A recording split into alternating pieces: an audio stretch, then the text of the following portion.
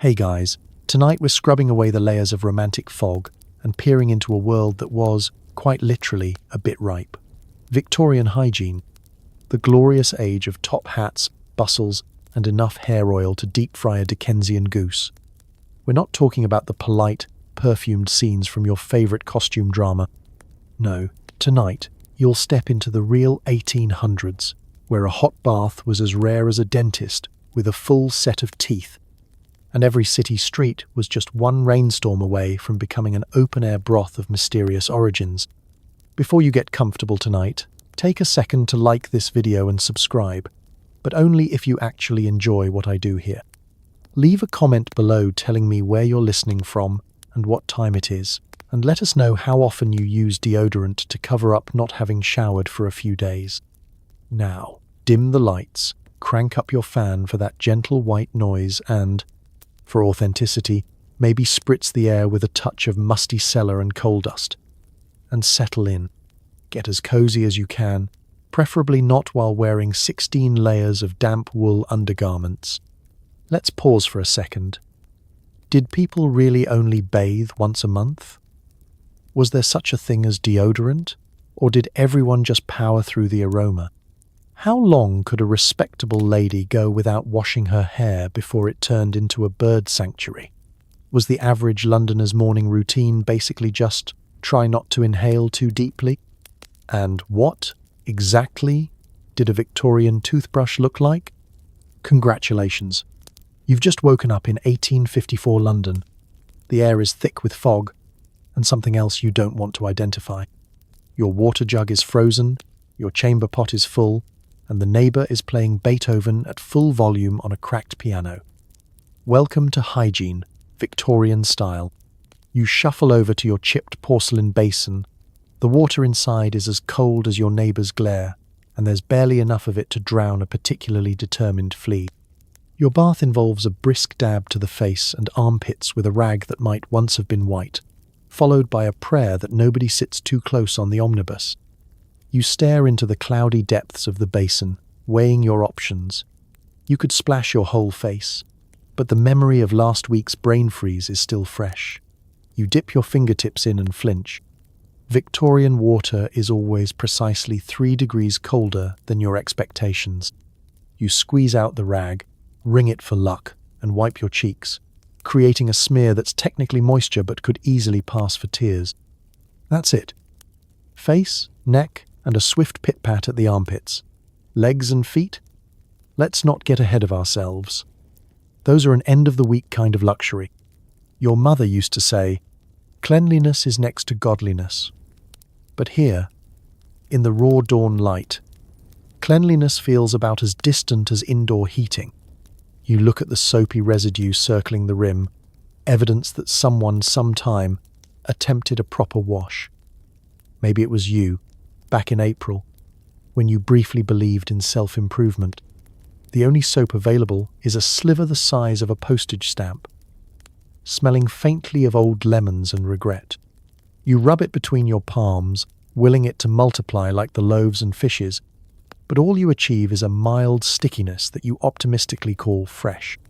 The mirror, if you're lucky enough to have one, reflects a version of you that's at least slightly less sleep-deprived. You drag a comb through your hair. Victorian combs are known for 2 things: the ability to remove tangles and the ability to remove small mammals. You get both. You pick a lint ball from your ear and stare at it, pondering whether it's a sign you should do this more often or less. At some point, your sibling stomps in, demanding their turn, and you realize you've exceeded your allotted water rations for the day. If you're wealthy, the morning wash is performed in a sun-dappled dressing room, with a fresh jug of water delivered by an underpaid servant, and perhaps the gentle encouragement of lavender-scented towels. If you're not, it's more likely a shared slop of frigid tap water in the cramped corner of your single rented room. Some enterprising Victorians keep their basin beneath the bed, which sounds clever until you realize what else is under the bed. Sometimes, the cat drinks from it first. On colder days, the ice needs to be cracked with the handle of a hairbrush before you can even begin. Still, you persevere. The goal is not perfection, but plausible deniability. If someone on the train wrinkles their nose, you can always blame it on the man with the cabbage cart or the general aura of London. In the background, your neighbour is already scrubbing something against the washboard, grumbling about lye prices and the impossibility of ever feeling truly clean. You contemplate dunking your whole head, but the thought of walking around with icicles for sideburns stops you. Plus, who has time to explain that to your employer? There's a rhythm to this morning ritual, a soothing, if mildly desperate, choreography. Rinse, dab, sigh, repeat. The basin will be emptied into the alley by noon. The rag will dry stiff on the window latch, and tomorrow you'll do it all again. By now, your extremities are numb, your eyes a little brighter, and your courage, at least for the next few hours, restored. You may not smell like a bouquet, but in a city of coal, horses, and mystery meat, you're doing your best. And in Victorian London, that's about as clean as it gets. The punchline? In a world obsessed with appearances, you've just completed the most essential step in Victorian self-care. Surviving the morning wash without frostbite, scandal, or accidentally watering the houseplants with your used basin water. And if you make it through the day without someone fainting in your presence, you're practically a hero. Hair washing is a biannual event, because why risk pneumonia, or worse, the shame of wet hair in public? Most folks simply brush vigorously, add a generous dollop of pomade, and hope the latest hat can hold back both fashion and biology. Your morning begins with the familiar sound of bristles scraping through a scalp that's somewhere between natural oils and accidental terrarium. The family comb, possibly inherited from an uncle who died of something you're really hoping wasn't contagious, is passed from hand to hand. Victorian combs are less a beauty implement and more a test of personal fortitude. They're made of bone or horn or whatever the local shopkeeper could scrape off a sheep. You drag it through your hair, flinching at every snag, each one a sharp reminder that the last time you washed your hair was during a different political administration. Today, you're not alone in the battle. Across the room, your sister is dusting her roots with a fine powder that smells like violets and looks suspiciously like expired flour. Hair powder is all the rage, at least for those who can afford the privilege of covering grime with a hint of lavender and a cloud of wishful thinking. The less fortunate just make do with a pat of coal dust or a discreet dab of cornstarch. Anything to break up the sheen and create the illusion of freshly washed locks. Now comes the main event, the application of pomade. Victorian pomade recipes are closely guarded family secrets, handed down through the generations and improved only by accident. The main ingredient? Lard. Yes.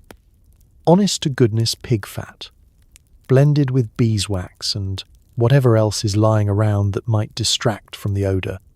You scoop out a generous dollop, always more than you think you need, and smear it across your scalp, taming stray hairs while instantly undoing any good the powder just did.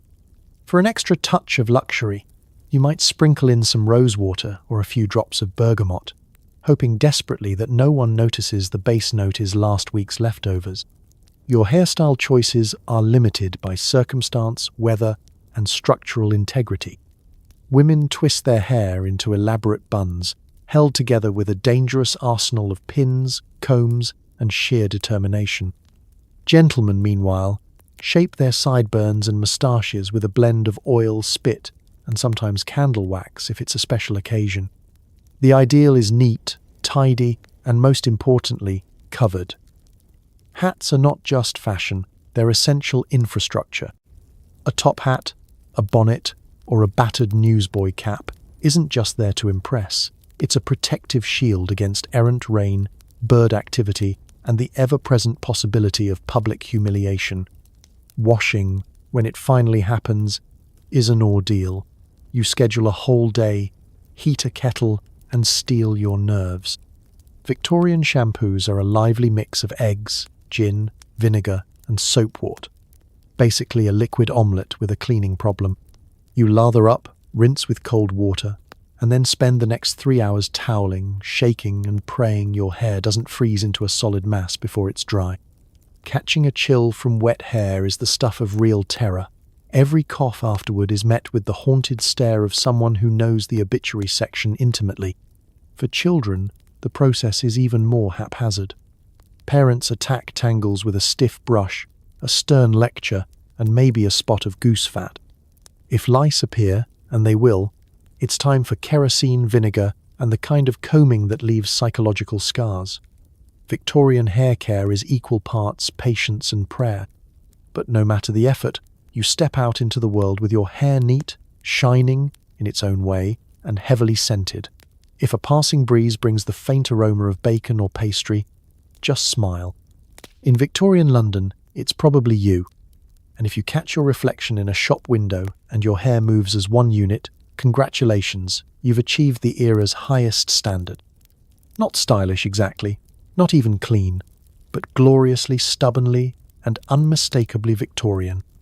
Once a week, if you're lucky, it's bath time, a ritual that involves dragging a copper tub into the kitchen, boiling endless kettles, and negotiating the complicated politics of who goes first.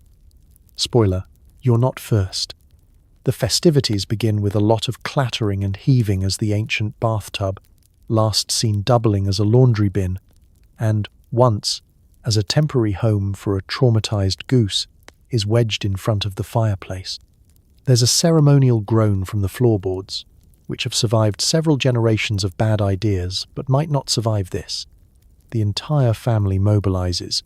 One person chops wood, another tends the fire, and the unlucky are dispatched to haul bucket after bucket of freezing water from the pump or, if you're urban and daring, straight from the public spigot. Every drop must be heated on the stove, which means the kitchen is soon a foggy, steamy sauna scented lightly with cabbage and the ghost of last week's stew. The water goes in stages, producing clouds of steam and the kind of anticipation normally reserved for public executions. When the tub is finally ready, half full, because why risk luxury, you stand back and watch the family hierarchy play out. The eldest or the breadwinner goes first, sinking into the water like royalty into a tepid throne. There is much sighing and sloshing, a brief moment of actual cleanliness, and then it's over. No one lingers. Every minute is another degree of heat lost, and another layer of mysterious sediment settling to the bottom. Then it's the children's turn, eldest to youngest, because germs, like property, apparently trickle downward. Each child emerges with hair slicked to their head, slightly pinker than before, and smelling just faintly of overcooked vegetables and borrowed soap. By the time you finally get a turn, the water has achieved a level of opacity usually reserved for canal dredging. Floating islands of lint and something you suspect is half a sock swirl around your ankles. The temperature is lukewarm at best, but tradition demands you smile and pretend to enjoy the experience, if only to avoid a lecture about the value of cleanliness. For the truly unlucky, bath night coincides with a surprise visit from extended family. Suddenly, the queue is longer, the water cloudier, and your odds of getting anything resembling a rinse are as thin as your patience. In some homes, the final bather is the family pet, who seems to relish the moment, possibly out of spite. Soap is precious and often rationed, which means you're handed a sliver and warned not to waste it on arms. The technique is brisk. Quick scrub to the face, armpits, and anywhere that's likely to be sniffed by society, then an even quicker rinse before you start to notice just how cold the room has gotten. If you're lucky, you get a rough towel to dry off. If not, it's last week's shirt or a vigorous dance by the fire, which is now mostly embers. Bath night is, more than anything, a social event. Siblings jeer from the sidelines, parents issue stern instructions about not dawdling, and someone always manages to spill a bucket of fresh water at the most inconvenient moment. The air is thick with steam, laughter, and the undeniable tension of family members pretending not to look directly at one another. Privacy is a distant dream. Your dignity is as wrinkled as your toes. By the end of the ordeal, you wrap yourself in whatever dry cloth is left, shuffle off to bed, and hope the next week passes slowly. The tub is dragged away. The remaining water is thrown onto the street, where it will freeze into a treacherous obstacle for tomorrow's neighbours. and the family congratulates itself on surviving another round. You might not be sparkling, but you're cleaner than you were yesterday, and in Victorian England, that counts as a minor miracle. Plus, you've learned a valuable life lesson. The true meaning of taking the plunge isn't about courage.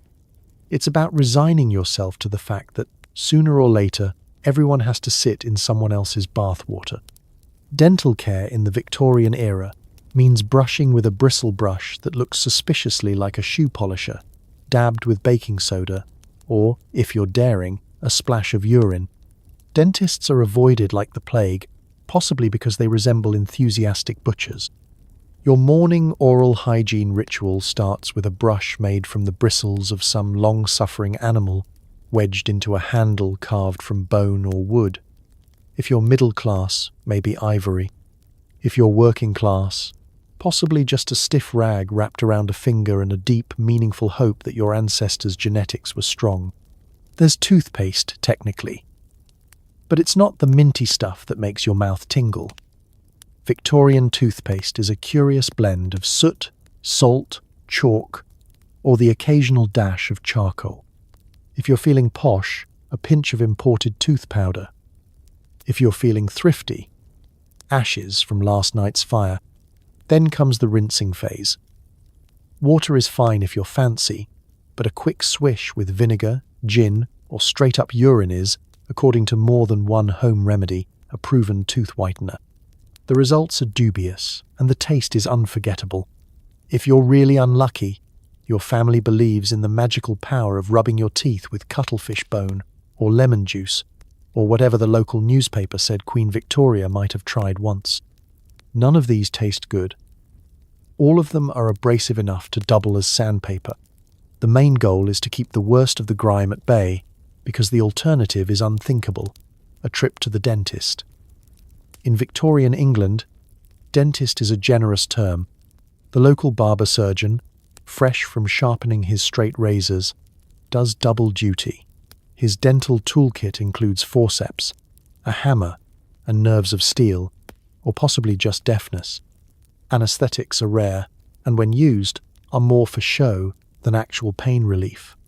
Nitrous oxide, laughing gas, has just started to make the rounds, but it's mostly a distraction from the fact that you're about to have your tooth yanked out by a man whose last patient was a sheepdog. If you complain of toothache, your options are limited. Extraction is the go-to solution.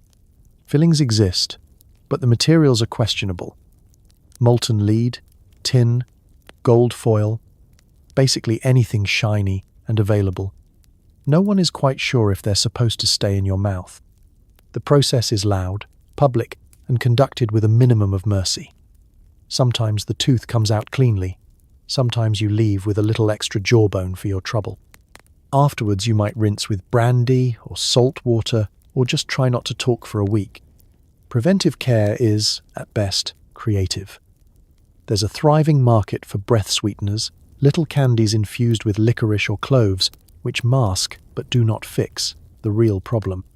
Victorians eat a lot of sugar, especially as the empire imports ever more exotic treats, so dental decay is rampant. Blackened teeth become so common among the upper classes that they almost achieve the status of a badge of wealth. Poorer folks, meanwhile, just gum their bread and try not to think about it. Occasionally, someone will attempt to floss, usually with a sturdy bit of thread or the pointed end of a quill. Sometimes a toothpick will do, or the corner of a playing card, or, for the truly desperate, the splintered edge of a matchstick. These innovations tend to end with a scream, a dropped match, and a vow never to try anything new again. But for most Victorians, oral hygiene is less about having a Hollywood smile and more about basic survival. If you can make it through the day without a throbbing ache or a visible abscess, you're ahead of the game. Smiling is less a social grace and more an act of bravery. Kissing? Only if you truly, deeply love someone, and even then maybe just a polite handshake. So as you finish your morning ablutions, spitting into a cracked basin and tucking away your battered brush, remember, in Victorian London, every tooth in your head is a small victory against time, sugar, and the ever-looming threat of amateur dentistry. And if anyone asks why you never smile in old photographs, just show them your toothbrush. They'll understand. For those without a tub, most people, public baths are the answer. Step inside a steam-filled hall packed with every flavour of humanity, and pay a penny to experience both cleanliness and the latest city gossip. The moment you walk in, you're hit with a wave of warm, damp air, scented with a heady blend of soap, wet wool, and vague ambition. Public baths in Victorian England are bustling, democratic places, one of the few venues where you can find a banker, a chimney sweep, and someone who swears they met Charles Dickens, all wrapped in towels and pretending not to stare at each other's ankles. The air is thick with the sound of splashing water, the hiss of kettles, and the low hum of voices swapping tales, complaints, and the latest scandal involving Mrs. Abernathy's prize-winning goose. The layout is straightforward but not private. A row of tin or copper tubs lines the tiled floor, each one separated by little more than a curtain, if you're lucky, or a polite turn of the head, if you're not. You pay your penny, claim a spot, and wait your turn as a thin attendant, whose main job is to look disinterested, fills each tub with a mix of boiling and cold water. There's always the chance you'll be splashed by your neighbour, whose enthusiasm for scrubbing seems inversely proportional to their understanding of personal space. Bath time here is never just about washing. It's a public performance, an opportunity to showcase your best lathering technique while keeping a running commentary on the affairs of the neighbourhood. You scrub yourself with soap that smells faintly of tar and roses, trying to ignore the suspicious slosh beneath your feet and the persistent draft coming from the door. Somewhere in the corner, a group of children giggle over a shared bucket, their mother eyeing them like a hawk to make sure nobody drowns, or worse, steals her precious cake of soap. If you're shy, the public bath is a challenge. Privacy is theoretical, and the curtain has more holes than a colander. The bather on your left discusses his ingrown toenail in excruciating detail, while the one on your right is determined to wash every article of clothing he owns, including, quite possibly, the hat on his head. A symphony of coughs, sneezes, and the occasional off-key whistle fills the steamy air, punctuated by the shriek of someone discovering exactly how cold the cold bucket really is. For women, the experience is equal parts social club and obstacle course. Ladies' hours mean catching up with friends, sharing hair tips, and, for the bold, swapping recipes for home remedies that promise to banish everything from freckles to heartbreak. The bath matron, part warden, part therapist, makes the rounds with stern reminders about time limits, decency, and not splashing the walls. Meanwhile, the youngest girls shriek and race, while grandmothers huddle in corners, soaking their feet and dispensing advice on husbands and proper undergarments. And then there's the great equalizer, the shared soap and the communal towel, washed in theory after every use, but looking suspiciously like it's been in circulation since the previous monarch. The soap is whittled down to a thin sliver, the towel is scratchy and damp, and you tell yourself it's exfoliating. Still, everyone pretends not to notice, because in the end, the point isn't to leave spotless, but to leave at all. When you finally step outside, hair dripping and skin tingling from the effort, you've achieved a unique kind of Victorian freshness. Not exactly clean, but certainly more hydrated and, above all, up to date on everyone else's affairs. You return home with the vague sense that you've survived not just a bath, but a trial by water, steam, and small talk. Your body may be cleaner, but your mind is now heavy with a week's worth of new rumours. And so, the public bath remains the great social leveller, a place where dignity, privacy, and sometimes your last bar of soap are sacrificed for the fleeting glory of being, if only for a few hours, the cleanest person in your street. There's no indoor plumbing. Instead, your private moments happen in a porcelain pot that waits patiently beneath your bed, radiating threat.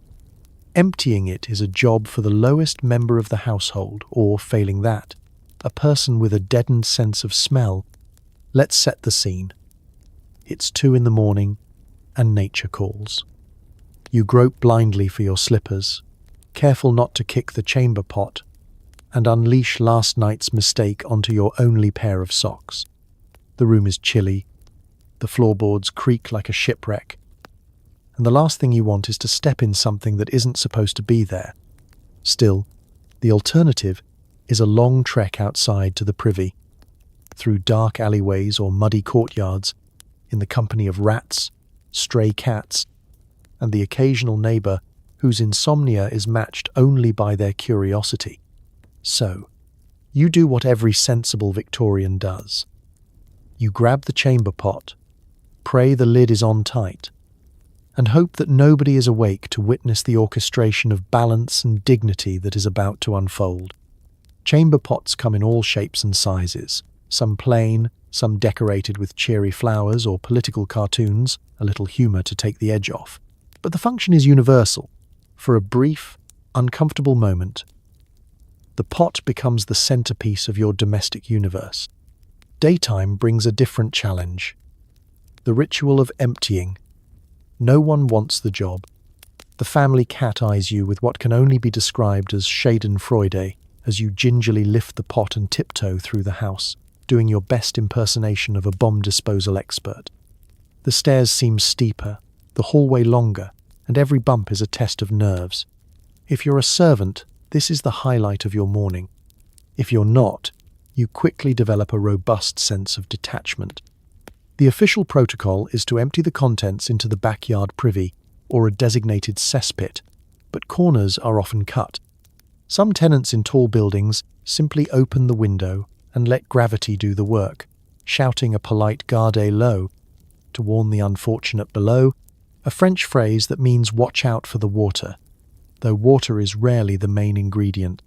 This custom ensures that walking down certain alleys is an extreme sport requiring both speed and luck. Cleaning the chamber pot is an exercise in stoicism.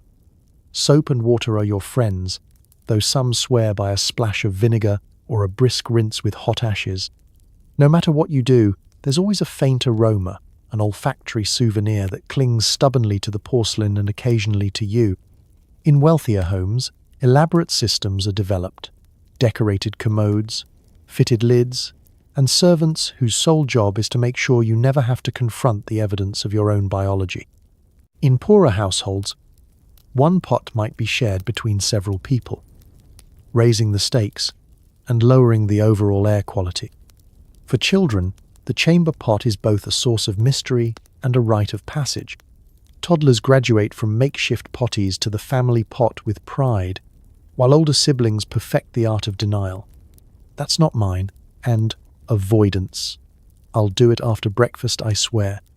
In the depths of winter, a cold chamber pot is a uniquely bracing experience, one that sharpens the senses and inspires the kind of swift efficiency rarely seen outside of emergency situations. Yet, despite its horror, the chamber pot is an essential part of Victorian life. It is the silent, stinky sentinel beneath the bed, the unsung hero of midnight emergencies and lazy mornings. It teaches humility, patience, and the value of keeping your shoes on at all times. The chamber pot is a grim reminder that history's great innovations are often born from daily indignity. And if you're lucky enough to avoid a spill, a slip, or the horror of being the last to empty it, you've already won the quietest, most important victory of the day. At dawn, armies of night soilmen prowl the streets, collecting last night's chamber pot contents in giant carts. They're paid poorly, respected less, but absolutely vital for keeping the city from drowning in its own filth. The workday for a night soilman begins before the city stirs. While respectable Victorians still dream of roast beef and empire, these men are already out, shovels in hand, boots caked in mud, and a sense of grim determination in their eyes. Their uniforms are whatever clothes survived the previous week's stains and splashes. Gloves are for the wealthy. The night soilman's only protection is experience and a profound sense of resignation. Their task is simple, if not enviable. Go door to door, alley to alley, collecting the contents of every chamber, pot, privy and cesspit in town. Armed with a long-handled scoop and a battered lantern, they trudge from house to house, upending pots, barrels, and sometimes entire makeshift outhouses into their waiting carts. Each cart is a rolling monument to human creativity and digestive distress, a cacophony of sights and smells best left to the imagination. The job is as much about timing as it is about bravery. Arrive too early, and you're treated to the chorus of protests from half-asleep tenants. Arrive too late, and the sun begins to rise, carrying with it both the heat and the city's collective indignation. For the night soilman, discretion is key. Moving through shadowy back lanes, they avoid the main streets, working as quietly as possible. No one wants to witness the daily removal of last night's regrets, out of sight, out of mind, preferably out of nose. Still, everyone knows when the night soil men have passed. They leave behind cleaner streets, a faint odour that lingers like a bad memory, and the faint but satisfying knowledge that you will not, in fact, step out your front door into a river of yesterday's stew. It is an unglamorous job, but an absolutely necessary one. Without them, the city would grind to a halt within days, overwhelmed by its own waste. Disease, already a constant companion, would flourish. The night soil men keep the city on just this side of livable. Their route is both a marathon and an obstacle course. They navigate icy cobblestones in winter, ankle-deep mud in spring, and, in the height of summer, a stench so powerful that even the rats hold their noses. The city's geography is mapped in their memories, not by landmarks, but by the quality and quantity of each household's contributions. Some families leave generous tips, a token of gratitude for a job no one else wants. Most offer only averted eyes and a mumbled apology for the state of affairs. At the end of the route, the collected waste is hauled to the edge of town, where it is either buried, dumped in pits, or, if the city is feeling enterprising, sold as fertilizer to nearby farms. In this way, the cycle of Victorian life continues. What leaves the chamber pot might one day return in the form of next season's cabbage. It's not exactly poetic, but it's undeniably efficient. Socially, the night soil men occupy a strange place. Children point and giggle, adults cross the street. The men themselves are resigned to the fact that theirs is a necessary evil. In a world obsessed with appearances, theirs is a job that everyone depends on and no one wants to talk about. They are invisible, except for those moments when invisibility is impossible. But for all their thankless toil, night soil men possess a peculiar pride. Their work is hard, dangerous, and occasionally soul-crushing, but the city cannot function without them. They are the unsung backbone of urban hygiene, heroes or villains, depending on which way the wind is blowing. And so, when you think of Victorian London, don't just imagine the grand ballrooms and gas-lit streets. Spare a thought for the men trundling through the shadows, carting away what the city leaves behind, ensuring the sun rises on streets you can walk without wading. If that's not heroic, nothing is. Washing clothes is a multi-day ordeal. You lug buckets, scrub with lye soap, and hope the neighbours don't see your bloomers flapping on the line like flags of surrender. Bonus points for any garment that survives the process. It starts before sunrise, because if you want any hope of drying your shirts before dusk, you need to beat the sun and everyone else in your street. You gather every dirty sock, undergarment, and tea-stained handkerchief that's been hiding under beds, stuffed into corners, or worn long past the point of plausible deniability. The laundry basket is never large enough. The family's Sunday best gets extra care. The everyday work shirts get the same treatment as potatoes, roughly washed, battered, and hopefully not eaten by mistake. First step: water. In a world without running taps, water is a precious, back-breaking commodity. You trudge to the nearest well or pump with heavy buckets, battling stiff wind, cold drizzle, and the distinct impression that every bird in the neighbourhood is laughing at you.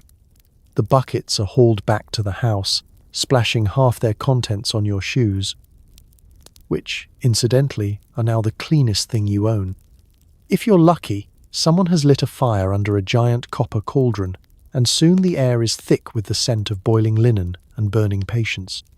Soap, too, is its own adventure.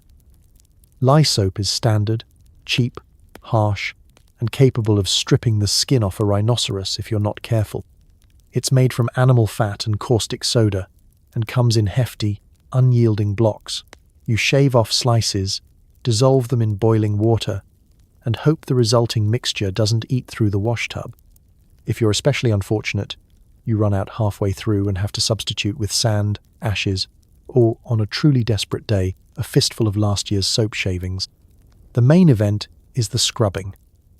Victorian laundry is less about gentle persuasion and more about brute force. You attack each garment with a washboard, which is just as comfortable as it sounds, and rub, twist, and thwack the fabric until your knuckles are raw and your arms feel like overcooked noodles. Stains are pre-treated with more soap, vinegar, or the secret weapon, boiling water, and desperate hope. Every family has their own remedies. Some swear by rubbing stains with potato, others with kerosene, and a few, in a fit of optimism, try lemon juice, though the lemons usually end up in someone's gin. Rinsing comes next. If you're lucky, you have a second tub. If not, you dump the soapy water and refill, fingers numb and red, with cold water from the pump. Your hands are so shriveled they could pass for pickled walnuts. And the only thing keeping you going is the fantasy of clean sheets and possibly being able to see your reflection in your own shirt. A fantasy that, in truth, is never realized. Finally, the great hanging. The yard or rooftop is transformed into a battleground of flapping shirts, nightgowns, and socks waving like surrender flags. You pin each item up quickly, praying the wind doesn't snatch them away and send your dignity hurtling into the neighbour's garden. Nothing says good morning like chasing your drawers through a street crowded with amused passers-by. And then you wait. In winter, drying takes all day, and sometimes the clothes freeze into sculptural interpretations of your exhaustion. In summer, you're in a race against sudden rain, dust storms, and the neighbour's cat, who has a sixth sense for clean linen. Once dry, or dry-ish, you collect everything, marvel at the occasional mystery sock, and face the final ordeal, ironing. The iron is a cast-iron beast, heated on the stove and wielded like a weapon. You scorch as many items as you smooth, and by the end, your muscles are trembling and your resolve is spent. Laundry day is less a chore and more a test of character. When it's finally over, you collapse into bed, inhaling the sharp, oddly comforting scent of lie and defeat. You may never look spotless, but at least your bloomers are briefly clean, and in Victorian England, that's something worth waving a flag about, even if it's just an old undershirt, flapping proudly in the breeze. Victorians wore enough undergarments to upholster a fainting couch. The catch? They're rarely washed. Most folks rotate a few sets, letting yesterday's air out by hanging drawers over a chair and pretending that counts as cleaning. The first step in any respectable Victorian's daily struggle is wriggling into what feels like a full set of drapes: long linen drawers, thick woolen stockings, undershirts, chemises, and, for the particularly ambitious, a corset or two. Men squeeze into union suits or long johns, which offer all the support of a gentle hug from a sandpapered octopus. Women layer chemise over petticoat, the clothing equivalent of a family-sized lasagna, all in the name of decency, modesty, and making sure no one catches a glimpse of an ankle and immediately faints dead away. Of course, these garments are not exactly designed for comfort. Linen itches, wool scratches, and the combined effect is like living inside a mildly aggressive hedge. But Victorians are not ones to complain, at least not out loud, in public.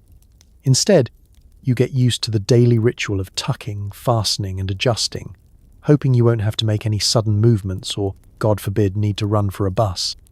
Corsets and stays are tugged and laced with grim determination, cinching waists into shapes most people associate with wasps or overly ambitious hourglasses. The process takes time, patience, and the assistance of someone with strong arms and a loose grasp on personal boundaries. The point of all these layers isn't just modesty.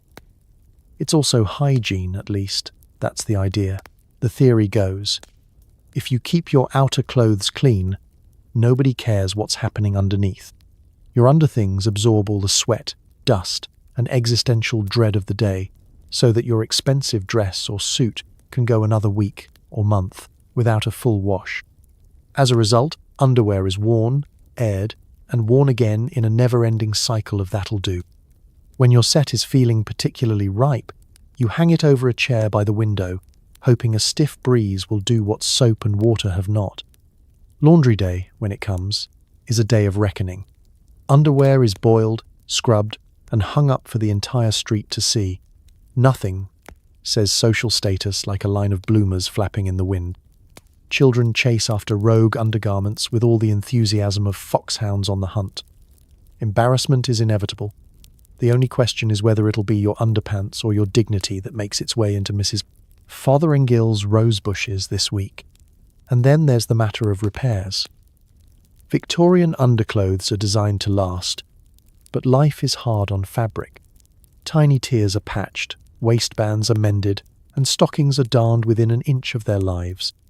A skilled needleworker can make a pair of drawers outlast the reign of 3 monarchs, though at some point there are more patches than original material. If you're poor, you keep patching until even the patches have patches. If you're rich, you donate your cast-offs to charity, where they are promptly put back into rotation by someone with even fewer options. Still, the importance of proper underwear cannot be overstated. It's a buffer against cold, a shield against chafing, and a silent witness to every awkward moment of the day. It soaks up more than just sweat. It absorbs secrets, spilled tea, and the occasional fainting spell. Every evening, you peel away the layers, feeling approximately 5 pounds lighter, and hang them up to air, hoping the fabric will regain its shape and your dignity will recover overnight.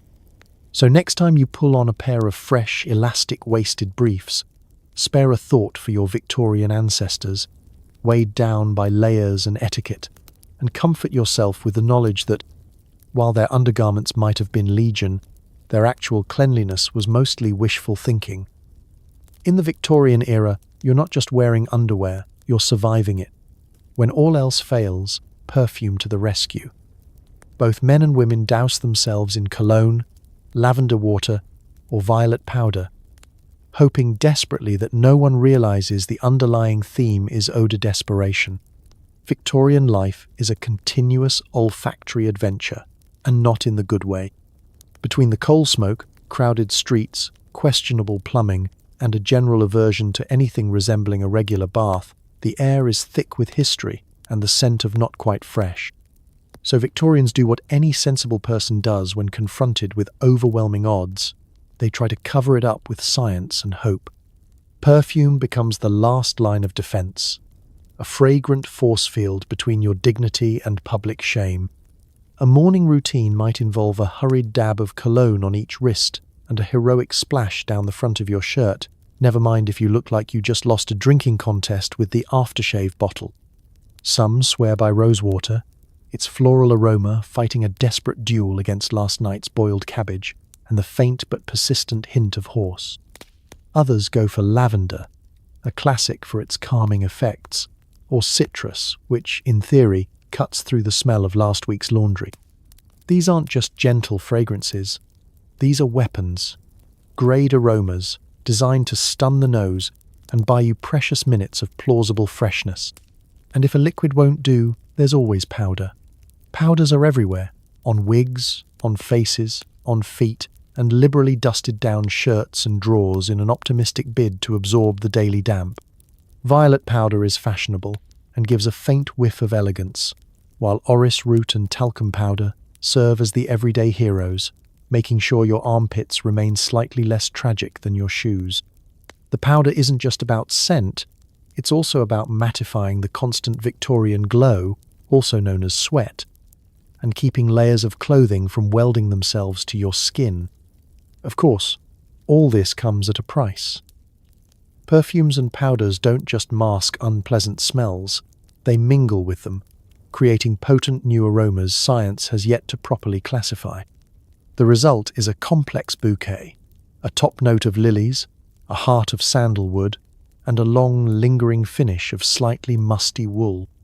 Sometimes, when everyone on the omnibus has made the same calculation, the competing fragrances join forces to create something so powerful it could strip wallpaper. For the wealthy, perfume is also a status symbol. Glass bottles adorned with filigree sit on vanity tables like tiny monuments to excess.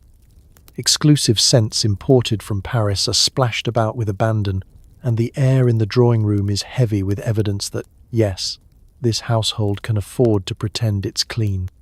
For the working classes, even the faintest hint of lavender water is a small rebellion against their circumstances, a pocket-sized piece of dignity they can carry with them. Yet, there's a fine line between pleasantly fragrant and aggressively aromatic. Apply too little, and you might as well not bother. Apply too much, and you risk asphyxiating your friends or, worse, revealing that your commitment to actual cleanliness is more theoretical than practical. Social etiquette dictates a careful balance. Just enough scent to suggest effort, not so much that people suspect you're hiding something bigger. And sometimes, despite your best efforts, the day wins. A surprise downpour washes away your lavender, leaving only the stark truth of your Monday morning self. A sudden heat wave turns even the finest violet powder into something that resembles cake icing gone wrong. But still, you persist. Every spritz and every puff of powder is an act of hope, a declaration that you refuse to surrender to the chaos of the senses. So as you head out the door, perfumed and powdered, remember, in Victorian London, you're not just presenting yourself to the world, you're waging a one-person war against the inevitable. You may not win, but you'll smell like you tried. But it's not just the animal kingdom claiming the streets. Human traffic adds to the mayhem. Shoppers, street hawkers, chimney sweeps, errand boys, and the occasional nervous chicken all jostle for space.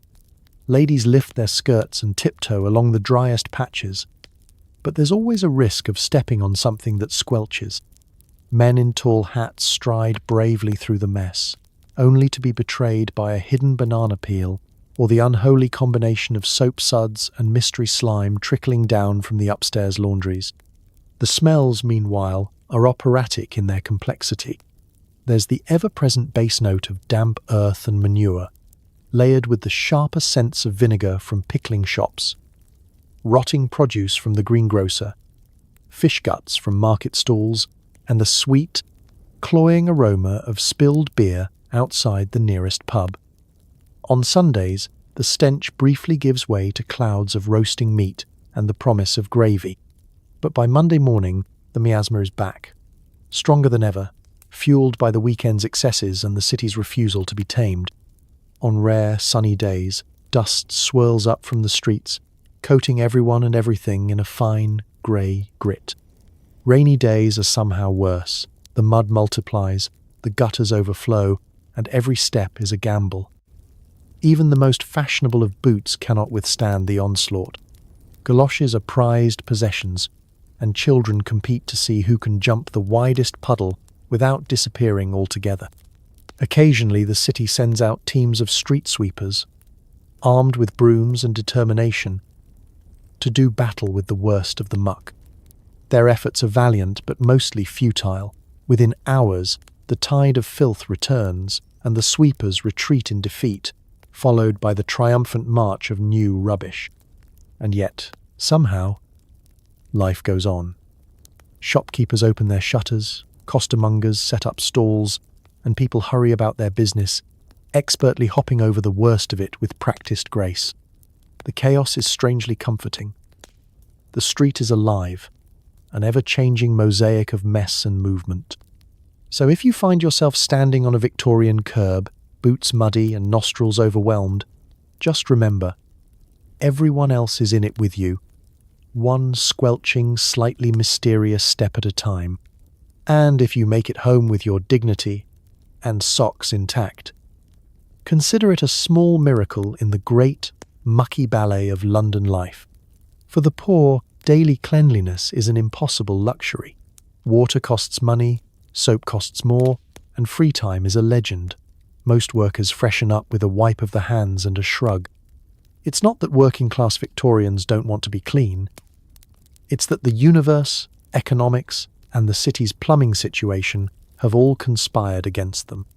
Take the average labourer, up before dawn, bundled in the same patched shirt and trousers he's worn for 3 years, off to a day spent shoveling coal, hauling crates, or squeezing through machinery that's allergic to anything white. By the time he gets home, the only thing standing between him and total collapse is a crust of bread, a mug of tea, and the faint hope of a second-hand wash. Water is precious, drawn from a communal pump, carried up 3 flights of rickety stairs, and usually tepid by the time it makes it to the top. Every drop is rationed. If you're lucky, you can spare a pint for a quick splash to the face and hands, and maybe, if no one is looking, a hasty rinse behind the ears. The rest of your personal hygiene depends on the power of positive thinking, and the wind's ability to whisk away most of your more creative aromas. Soap, on the other hand, is luxury incarnate. Real soap, chunky, yellow, and harsh, costs a week's wages. Most working-class families use it for the public bits only. Hands, face, and whatever's on display at Sunday church. For everything else, there's lye, sand, or the ever-popular strategy of vigorous rubbing. Sometimes, a communal block of soap is stretched so thin it becomes more spiritual than material, passed between siblings, lost in buckets, and eventually replaced with nothing but stern looks and wishful thinking. For most, a full bath is a festival event, reserved for high holidays or truly catastrophic occasions. The lucky have access to the public bathhouses, but even these cost precious pennies. More often, families improvise. A quick rinse in a shared tin basin, a surreptitious dunk at the local canal, try not to swallow, or for the especially desperate, standing in the yard in a thunderstorm and letting nature take its course. Clothes fare little better. Work shirts and dresses are washed on the rare occasion they're in danger of developing a crust. Otherwise, they're brushed, beaten, and hung in windows for a good airing.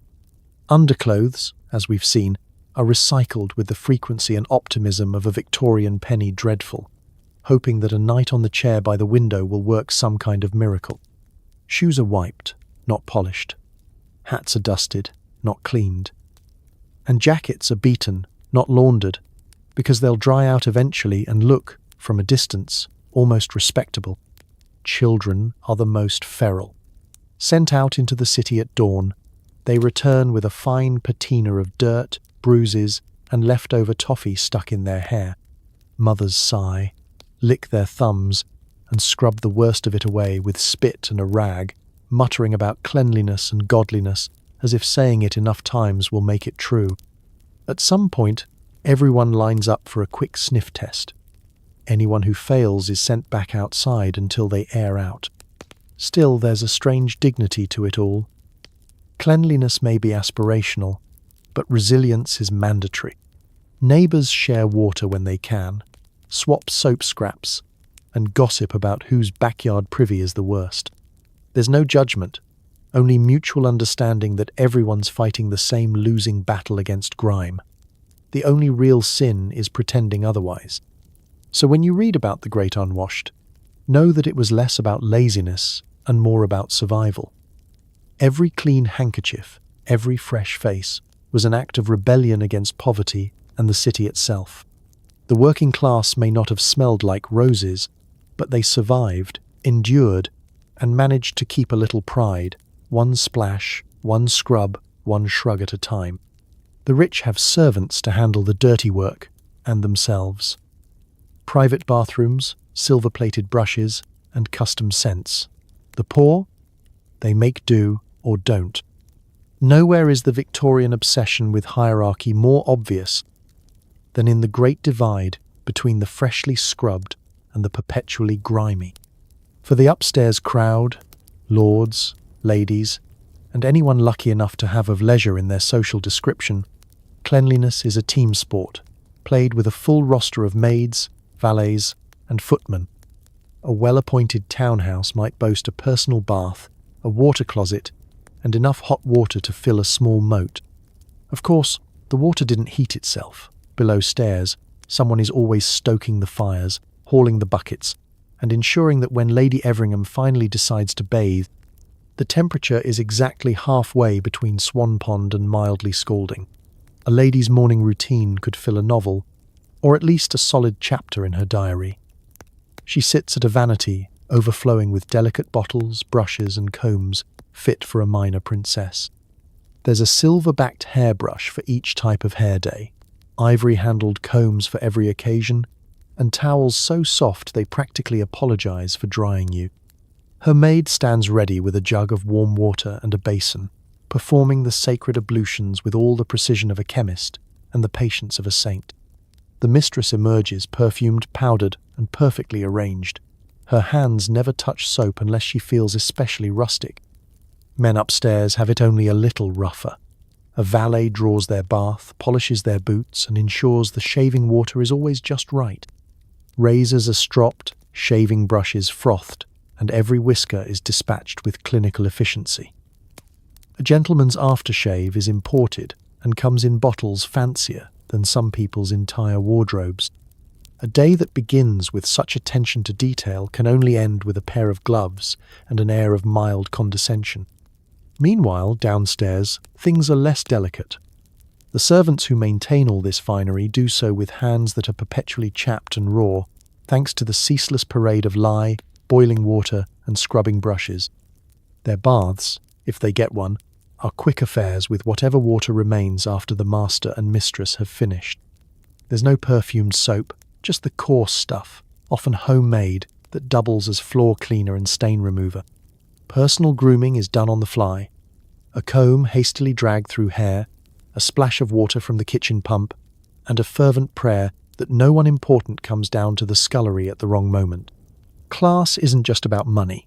It's about who gets to ignore the physical realities of being alive.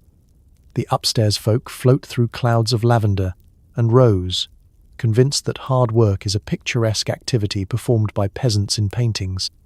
Downstairs, the servants exchange knowing glances, sharing soap scraps and rumours, while racing to finish their own routines before the next bell rings.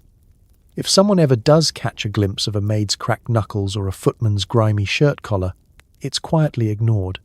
After all, the illusion of effortless elegance must be maintained at all costs. The difference in access to cleanliness extends to everything. Linens that are laundered daily, upstairs, versus linens that are laundered eventually, downstairs. Toothbrushes of boar bristle and gold leaf, upstairs, versus a hopeful chew on a licorice root, downstairs. Even the air smells different. Upstairs, beeswax and bouquets. Downstairs, cabbage, coal dust, and whatever the cook just set on fire. And yet, in both worlds, the game is the same. Everyone is fighting the same war against dirt, grime, and the indignities of 19th century plumbing. Only some are better armed than others.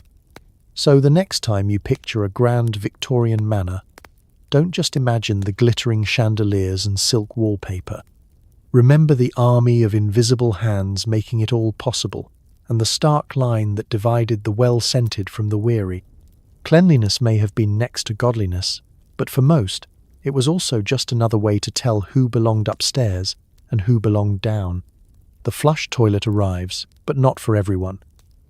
Most homes still rely on privies, outhouses, or a handy alleyway. If you're very lucky, you get a brand new water closet. If not, well, mind your step. The history of Victorian sanitation is one long story of optimism colliding with reality. Flush toilets, the water closet as they're formally known, are the latest marvel of engineering, promising privacy, dignity, and the thrill of pulling a chain to make your troubles disappear with a satisfying whoosh. At least, that's the dream. For the well-heeled, a water closet is the ultimate status symbol. Gleaming porcelain, intricate pipes, and a little room set aside just for sitting and pondering life's big questions in relative comfort. For most Londoners, however, the dream is far from reality. Outside the grand houses, life is still ruled by the old privy, usually a small wooden hut at the far end of a garden, complete with spiders, splinters, and a chill that could freeze ambition. It's a test of character to brave a midnight visit in winter, armed only with a candle and the hope that nothing's lurking in the shadows. Some privies are communal, shared by entire tenement blocks. Here, privacy means hoping no one peeks through the gaps in the wood, and hygiene is more of an aspiration than a practice. In densely packed city slums, even the privy is a luxury. Alleyways and dark corners serve as public toilets, much to the distress of anyone with a sense of smell or clean shoes. The city, constantly battling with overflowing cesspools and the cheerful contributions of countless chamber pots, relies on a network of night soilmen and sewer workers to keep things barely under control. The phrase "don't look down" becomes less advice and more a survival strategy. When water closets do appear, they're not always as magical as advertised. Early plumbing is a wild west of leaky pipes and unpredictable drainage. Some units back up, flooding the floor with the ghosts of dinners past. Others are so noisy they announce your business to the entire household. Privacy comes at the price of discretion. Still, the promise of being able to go indoors, without braving the elements or the neighbour's judgmental gaze, is enough to forgive almost any flaw. Maintenance is its own challenge. If you're rich, you have a servant or a sanitary engineer, that's a plumber with a top hat, to fuss over the workings. If not, you're on your own, poking at mysterious clogs with a broom handle and praying the whole system doesn't erupt. There are entire neighbourhoods where flushing is best done when the neighbours are out. No one wants to be responsible for a minor flood cascading down through the building. Occasionally, inventors promise improvements. Self-cleaning pans, better ventilation, traps for the more adventurous rodents. The results are mixed. Of course, all this progress comes with social tension. The water closet is both a marvel and a moral panic. Is it hygienic? Is it proper? Will sitting on cold porcelain rob you of your youthful vigour? Debates rage in the newspapers. Etiquette guides offer lengthy instructions on how to use the new invention without alarming your friends or yourself. Meanwhile, the majority quietly continue their visits to the backyard privy, thankful for any arrangement that keeps the worst of humanity's inventions at arm's length. Children naturally adapt fastest. A new water closet is a source of fascination, chains to pull, noises to giggle at, and a place to hide during games of hide and seek until they are inevitably found by a very confused adult. Pets, on the other hand, are less impressed, regarding the entire process as a peculiar human ritual. So, whether you're perched on a porcelain throne or teetering in a rickety outhouse, remember, Victorian sanitation was never about perfection. It was about making do, muddling through, and inventing new ways to keep the mess, mostly, outside. Progress, in this case, truly marches slowly, sometimes right through the middle of your kitchen. Every Victorian shares their bed with a lively menagerie of insects. Bed curtains are for decoration and for trapping the local wildlife. If you wake up without a bite, you're probably dreaming. As the evening lamp is snuffed and you tuck yourself in for the night, the last thing on your mind should be pest control. But in Victorian England, pest control isn't so much a battle as it is a mutual agreement to try not to scream every morning. The first rule of bedtime: never shake out your sheets too enthusiastically, lest you trigger an impromptu stampede. You've already endured a long day of coal dust, city grit, and neighbourly gossip. Now, beneath layers of patched linen, you're never alone. Your skin prickles. The tiniest itch could be anything: a stray crumb, a flake of wool, or a small creature with legs and ambition. Lice are ever present, moving from head to head with all the subtlety of an uninvited house guest. Fleas, meanwhile, are gymnasts, capable of leaping entire pillow widths in a single bound. Bedbugs are the real professionals, hiding in the seams of your mattress, emerging only under cover of darkness to leave their mark, an itchy constellation on your arms and legs. Nightly routines take on a militaristic edge.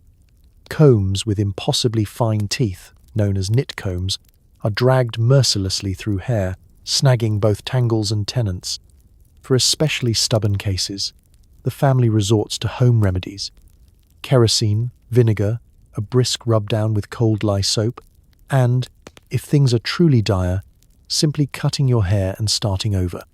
Parents inspect their children's scalps by candlelight, squinting for movement and muttering oaths passed down from ancestors who also lost this war. Bed curtains, those elegant fabric panels, serve a dual purpose.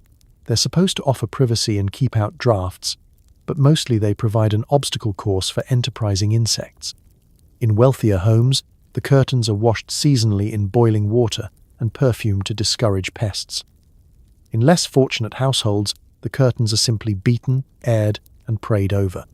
The hope is that most of the wildlife will fall out before you climb in, or at the very least, stay on their side of the bed. Scratching is a fact of life.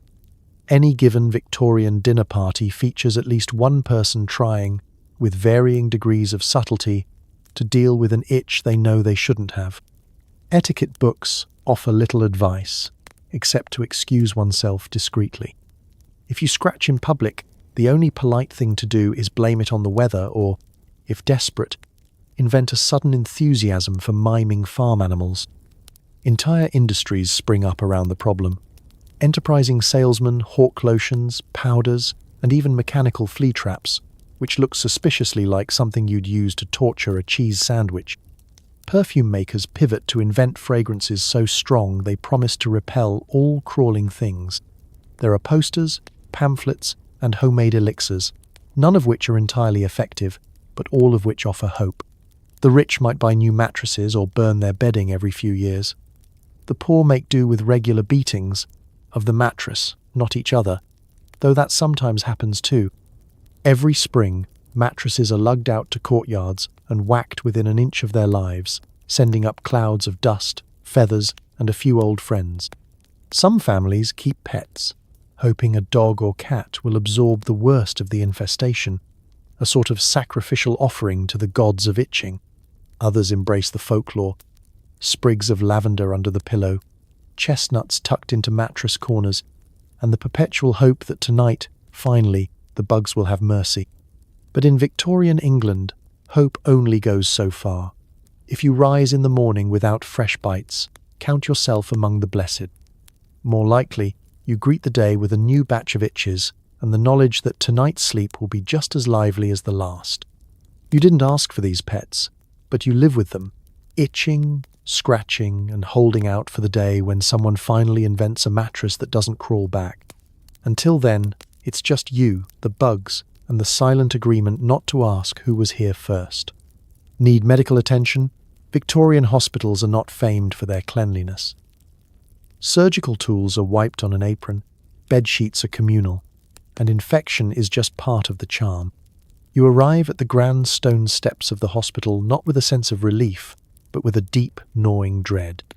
After all, in Victorian times, a trip to the hospital is a gamble, half medical miracle, half lottery ticket, with the grand prize being not dying of something new. If you're unlucky enough to land in the charity ward, you're greeted by a wall of scent that can only be described as historic. It's a powerful bouquet of unwashed bodies, stale bread, old urine, and just a suggestion of carbolic acid for dramatic effect. The beds are lined up in tight rows, sometimes separated by thin curtains, more often separated by the hope that your neighbour doesn't snore or sneeze in your direction. Bed sheets, such as they are, rotate between patients with little more than a cursory shake, or, if you're especially fortunate, a spritz of vinegar. Pillows are shared, and if you find a stray hair or something that looks like a breadcrumb, consider it a little bonus from the last occupant. Doctors and surgeons march down the ward, looking distinguished in blood-stained coats that double as evidence of past victories, or, possibly, warnings. There is no hand sanitizer. Soap is a luxury. The notion of washing hands between patients is still considered a radical, suspiciously European idea. Surgical tools, bone saws, forceps, scalpels are cleaned with a quick wipe on the surgeon's apron, which itself is decorated with the greatest hits of last month's surgeries. The operating theatre is not for the faint of heart. Family members are sometimes invited to watch, if only to serve as witnesses in case things go sideways.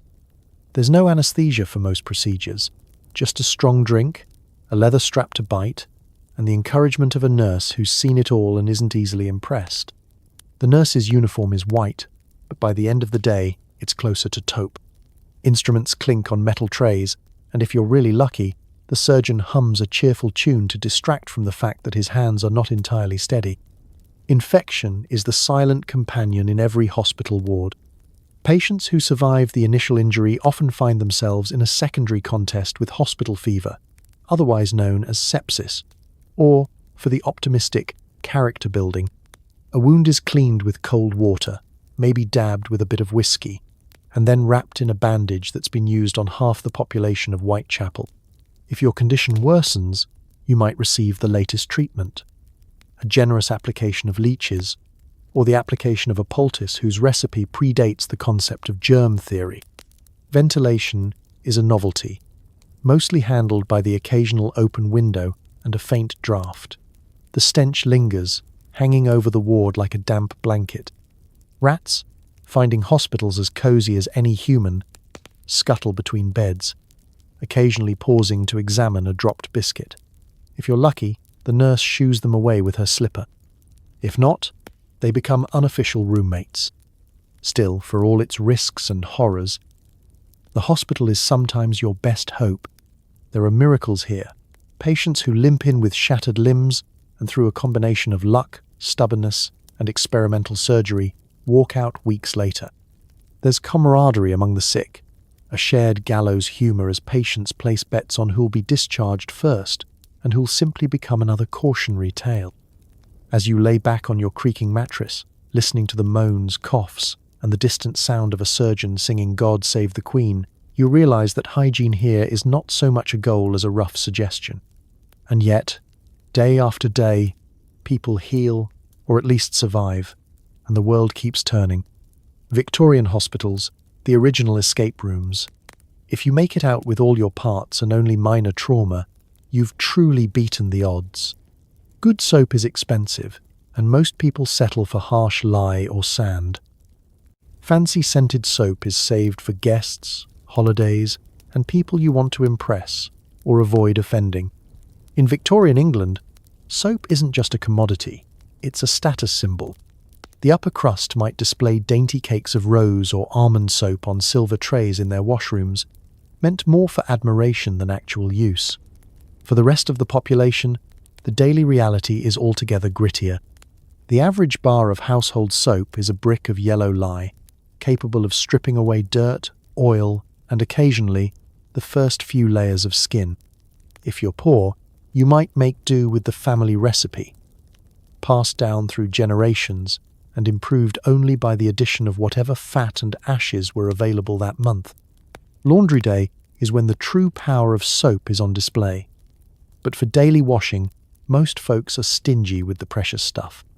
The bar is rationed, whittled down to a slippery sliver, and then pressed against the next new bar, waste not, want not. For the especially frugal, when soap runs out, a handful of sand, a scrap of lye, or just an enthusiastic scrub with a rag is deemed good enough. Some swear by using ashes, though that's a cleaning method best suited to those who don't mind smelling like a fireplace. Children are regularly threatened with soap as a punishment. Wash your mouth out is not just a metaphor. The taste of lye soap is a memory that sticks with you longer than most lessons. And heaven help any child caught using the guest soap, which is stored in a locked drawer or high shelf, only to be brought out for visiting relatives, the vicar, or, rarely, the family themselves during Christmas or after an unexpected inheritance. Bath night is where soap politics come into play. The first in the tub gets the biggest share. The last in line is lucky to see a bubble. Many a Victorian child grew up convinced that the only thing thinner than their weekly broth was the soap in their bathwater. Those who could afford it sometimes splurged on toilet soap, a term that sounds more glamorous than it is. Imported French soaps, wrapped in fancy paper and stamped with royal crests, were the height of sophistication, suitable for weddings, funerals, or making your neighbors jealous. The scent of soap is its own kind of social signal. Lavender, rose, almond, and lemon all speak of refinement, provided you don't use so much that people suspect you're hiding something worse underneath. Too much fragrance is as suspicious as none at all, and a sudden whiff of jasmine in a crowded room can draw raised eyebrows. The working classes, meanwhile, often go unscented, the only perfume being hard work and a determination to get through the week. For the thrifty, used soap ends up in a jar, melted down with water to create a gelatinous blob known as soap jelly. It's not pretty, but it gets the job done. Even then, every scrape of the bar and every drop of lather is counted.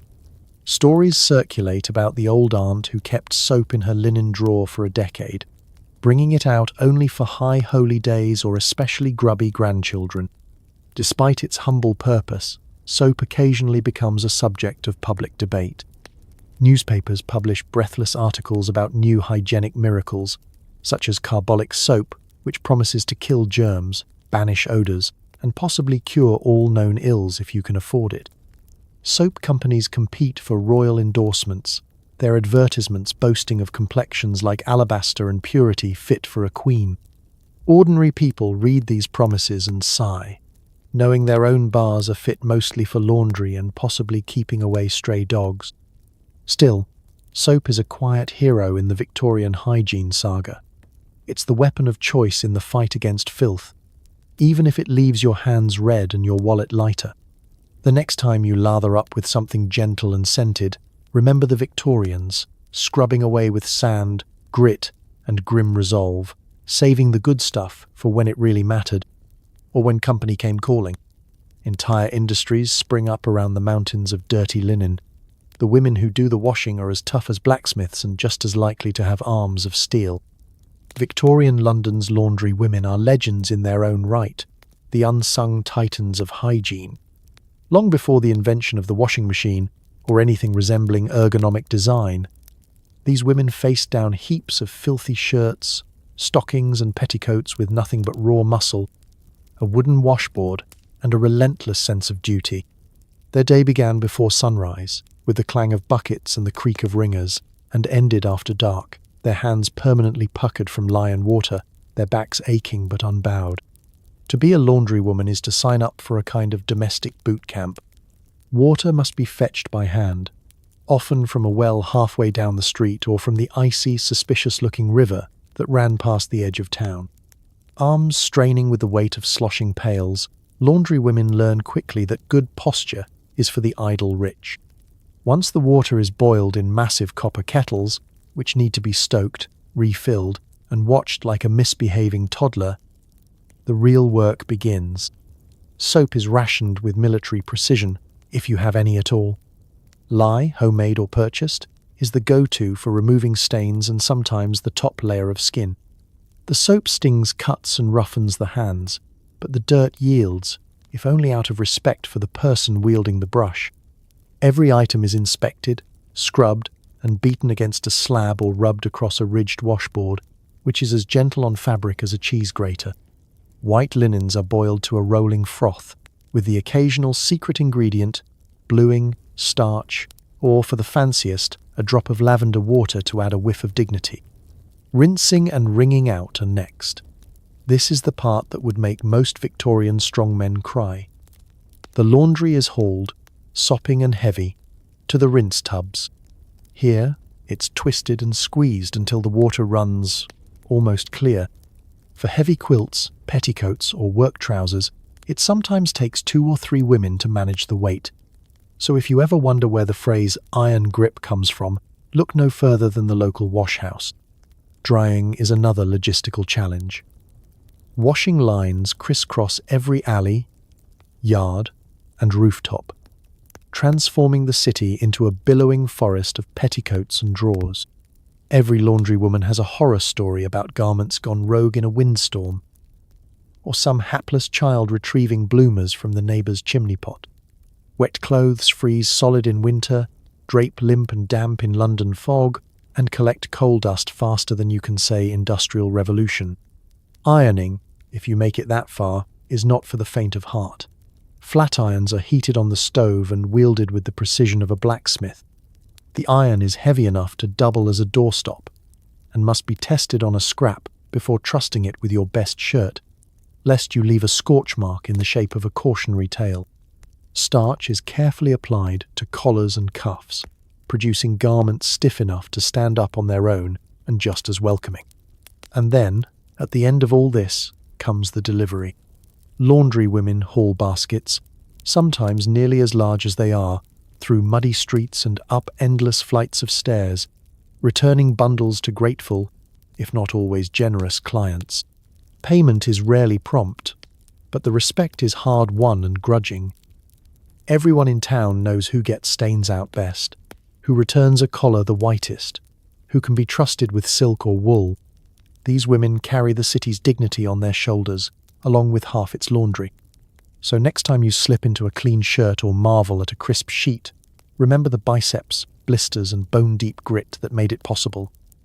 The laundry women of Victorian England. The true iron ladies. Feet are largely ignored until they start making alarming noises. Boots are stiff, socks are optional, and corn plasters are basically medieval torture devices. In the grand hierarchy of Victorian hygiene, feet are the forgotten peasants, left to muddle through on their own unless they stage a full-scale rebellion. Most days, you simply jam your feet into boots that were designed more for survival than comfort, and hope for the best.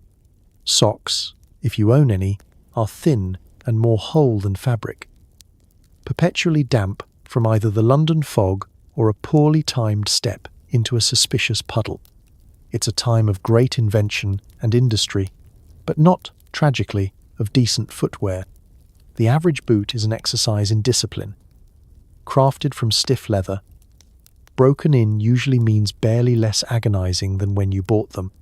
For the poor, second-hand boots are common, shoes that have already shaped themselves to someone else's bunions, quirks, and mysterious odors.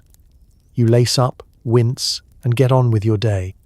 Women's shoes aren't much better.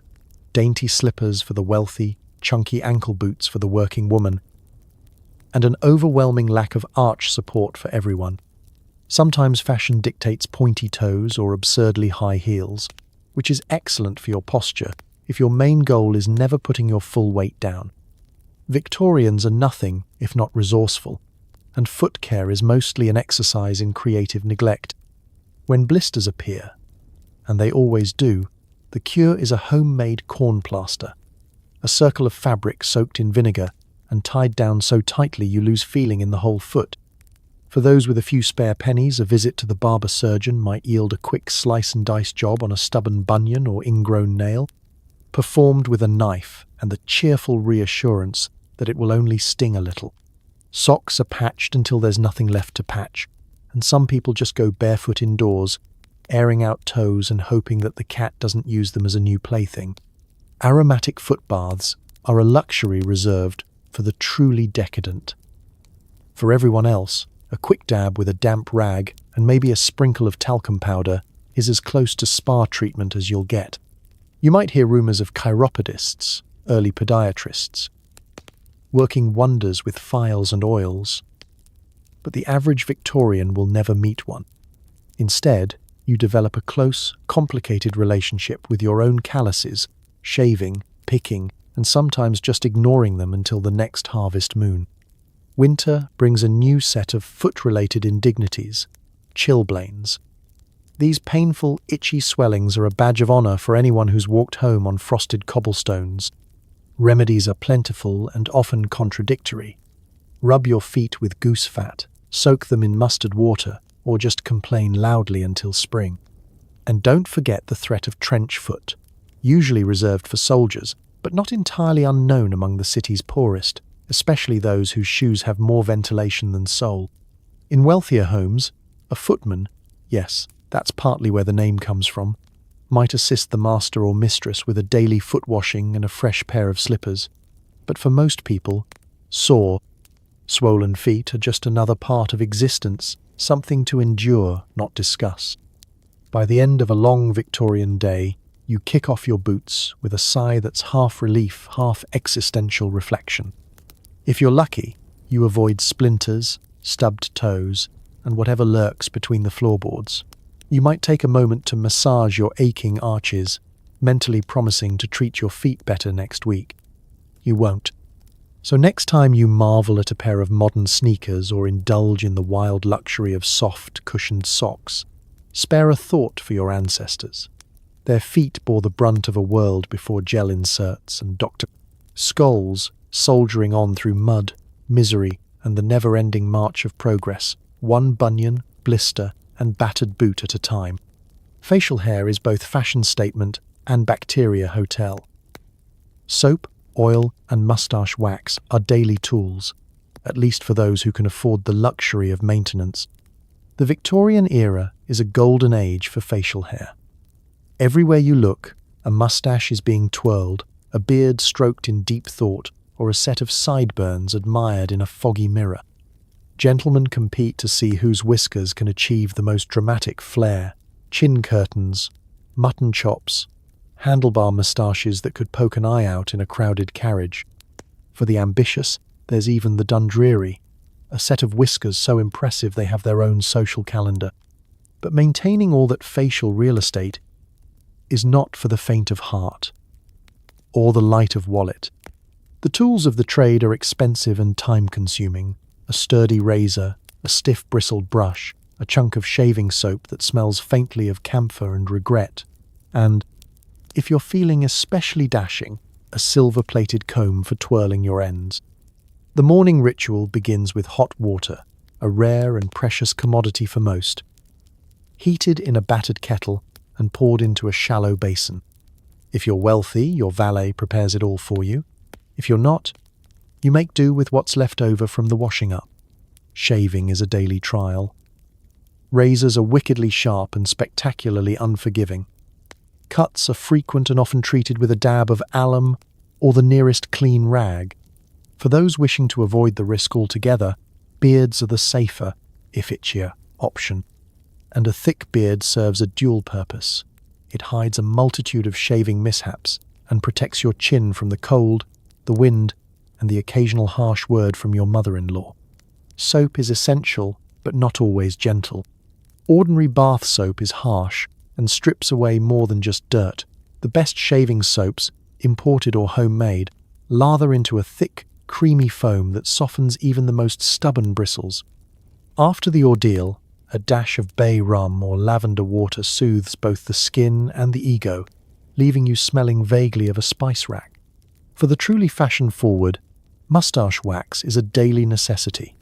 These little tins of beeswax and oil are prized possessions, doled out in minute quantities and applied with surgical precision. Achieving a perfectly curled moustache is an act of both science and art.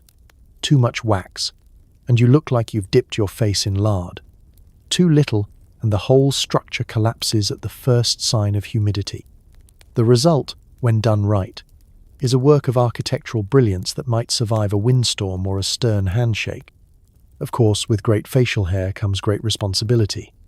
Beards and moustaches collect everything: crumbs, soup, tobacco ash, and the faintest whiff of last night's fish dinner. The phrase "food in your beard" is not just a joke, but a near-daily reality. Regular washing is non-negotiable for anyone hoping to avoid the dreaded beard itch or, worse, turning your facial hair into a thriving micro-ecosystem. Comb, brush, and oil are wielded daily, but there's only so much you can do. For those unable or unwilling to participate in the whiskered arms race, life is easier but less exciting. The clean-shaven look, favoured by a handful of iconoclasts and teenage boys everywhere, requires daily maintenance, courage, and a willingness to explain your choices to everyone you meet. There are always rumours about new inventions, safety razors, special oils, mysterious Eastern tonics that promise to make your beard grow faster or your mustache twirlier. Most are scams, but hope, like facial hair, springs eternal. Socially, your facial hair sends a message.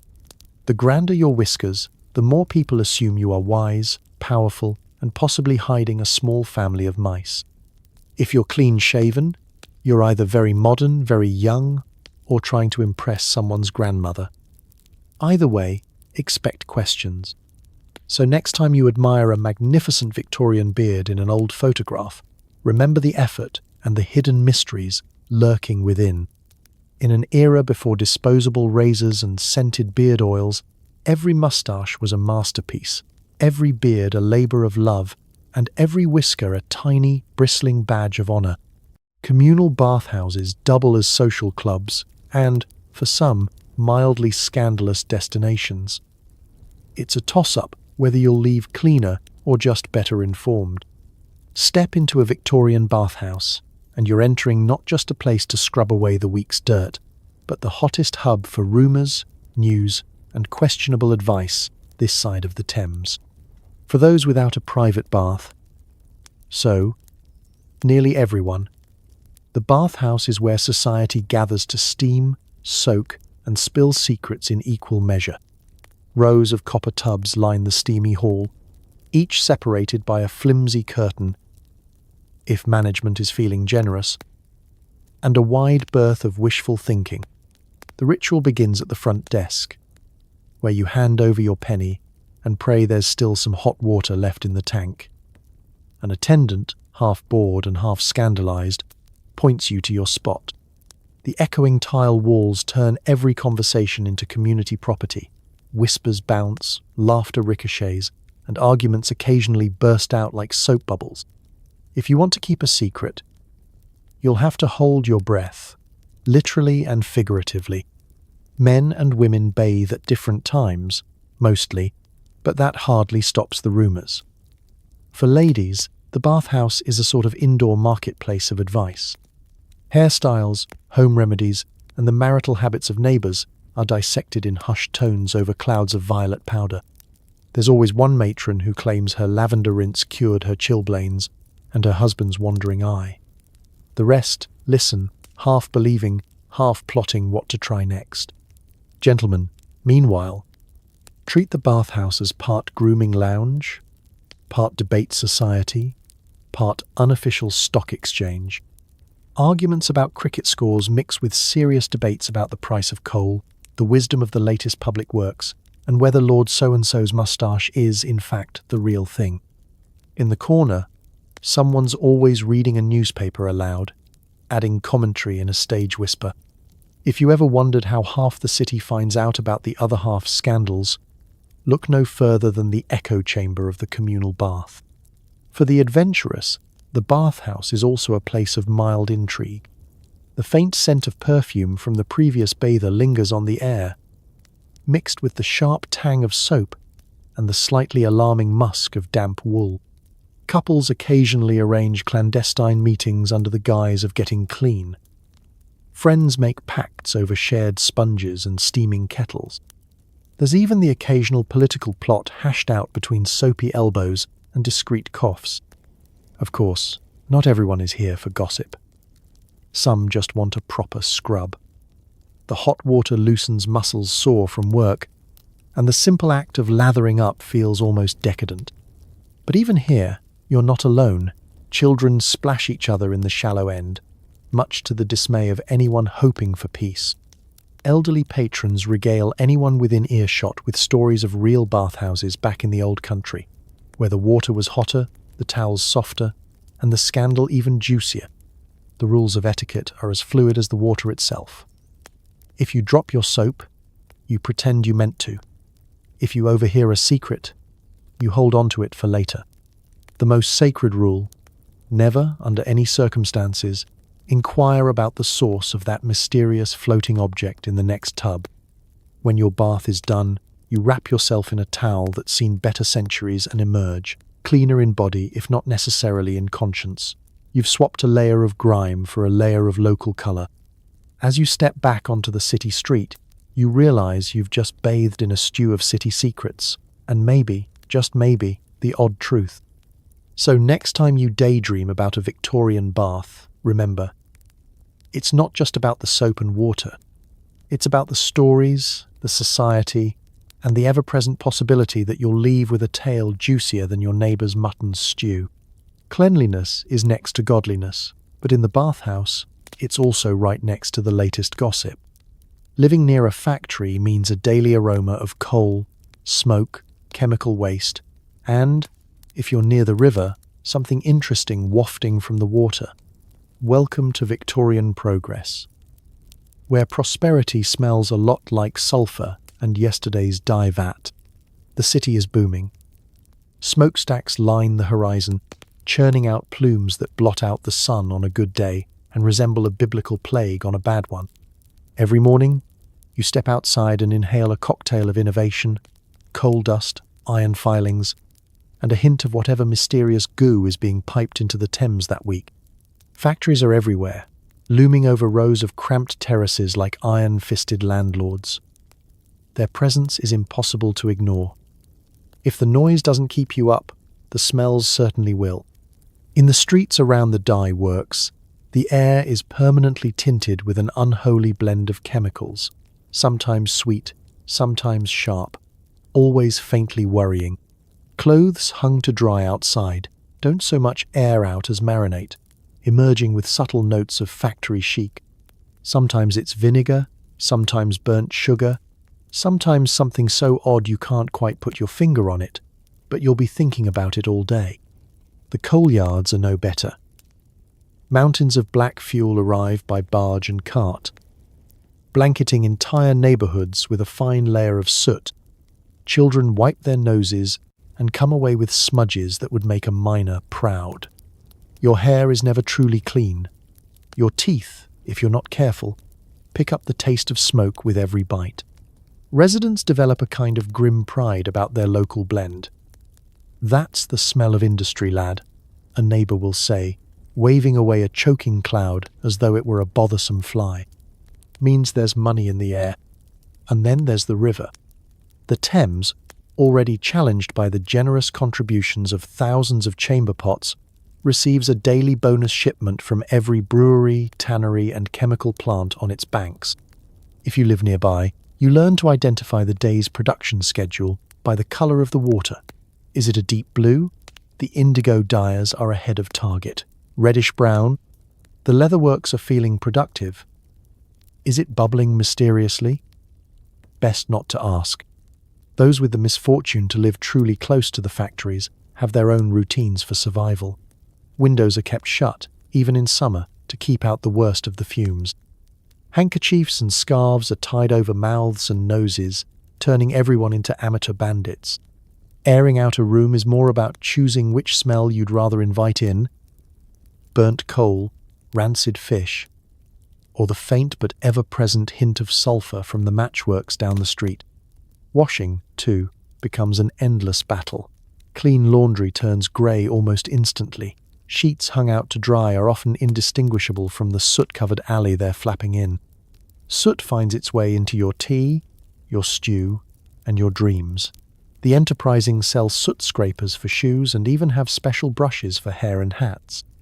The less enterprising just shrug and accept their new, industrial patina. The city's wealthier quarters might escape the worst of it, but even there, the breeze can carry reminders. On a foggy morning, the entire city seems to hum with the scent of industry, an invisible badge of progress. "We're living in the future," someone will declare, coughing discreetly into a perfumed handkerchief. A little smoke is the price we pay. Children play in the shadows of the factories, inventing games that involve dodging puddles of dubious origin. They'll grow up with lungs of steel, or, at least, the ability to recognize the difference between Monday soot and Friday sludge. Visitors complain, residents boast. And through it all, London keeps growing, richer and ever more aromatic.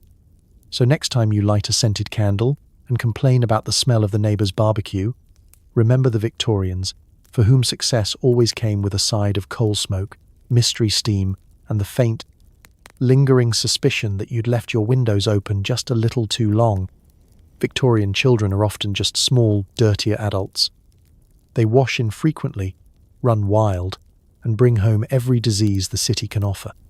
If you've ever wondered what happens when you mix endless curiosity, industrial pollution, and a complete disregard for soap, look no further than a Victorian child. While etiquette books might describe little darlings in lace and ribbons, the reality is a swarm of urchins, scuffed knees and all, who consider clean to be anything less than actively sticky. A proper bath is a rare event, usually reserved for Christmas. A catastrophic mud puddle or a lice outbreak so severe it's the talk of the street. The morning ritual, if it happens, is brisk. A cold rag to the face, a comb dragged through tangles with ruthless efficiency, and a reminder not to wipe your nose on your sleeve, though everyone does anyway. Some children receive a lick and promise cleaning, a mother's thumb dipped in spit, applied with determination to the dirtiest patches. This is followed by a hasty inspection for obvious stains and, if you're lucky, a threat involving a bar of soap if you show up to school looking like a chimney sweep. Speaking of school, the classroom is less a temple of learning and more a petri dish. Desks are shared, slates are swapped, and everyone coughs with reckless abandon. Teachers do their best, but there's only so much you can do when your charges have just come from sorting rags at the factory or chasing stray dogs through the market. Disease is a constant companion. Measles, scarlet fever, whooping cough, and lice form the unofficial curriculum. Hand washing is an optimistic suggestion, and sharing water bottles, or just drinking straight from the pump, is the norm. Outdoors, children's hygiene standards drop even further. Shoes, if owned, are quickly lost or swapped. Socks go missing by the pair. A child in full uniform at the start of the day is a marvel. By midday, shirt untucked, hair wild, and a new layer of street acquired, they're barely recognizable. Playgrounds, such as they are cobbled alleys, coal yards, and the banks of rivers best described as hazardous. Mud, ash, and whatever the local animals have left behind all become part of the fun. Bath night, if it happens at all, is another family adventure. Children are usually last in line, after parents, older siblings, and perhaps the family pet. By the time the youngest climbs in, the water has achieved a curious opacity, with floating bits that defy classification.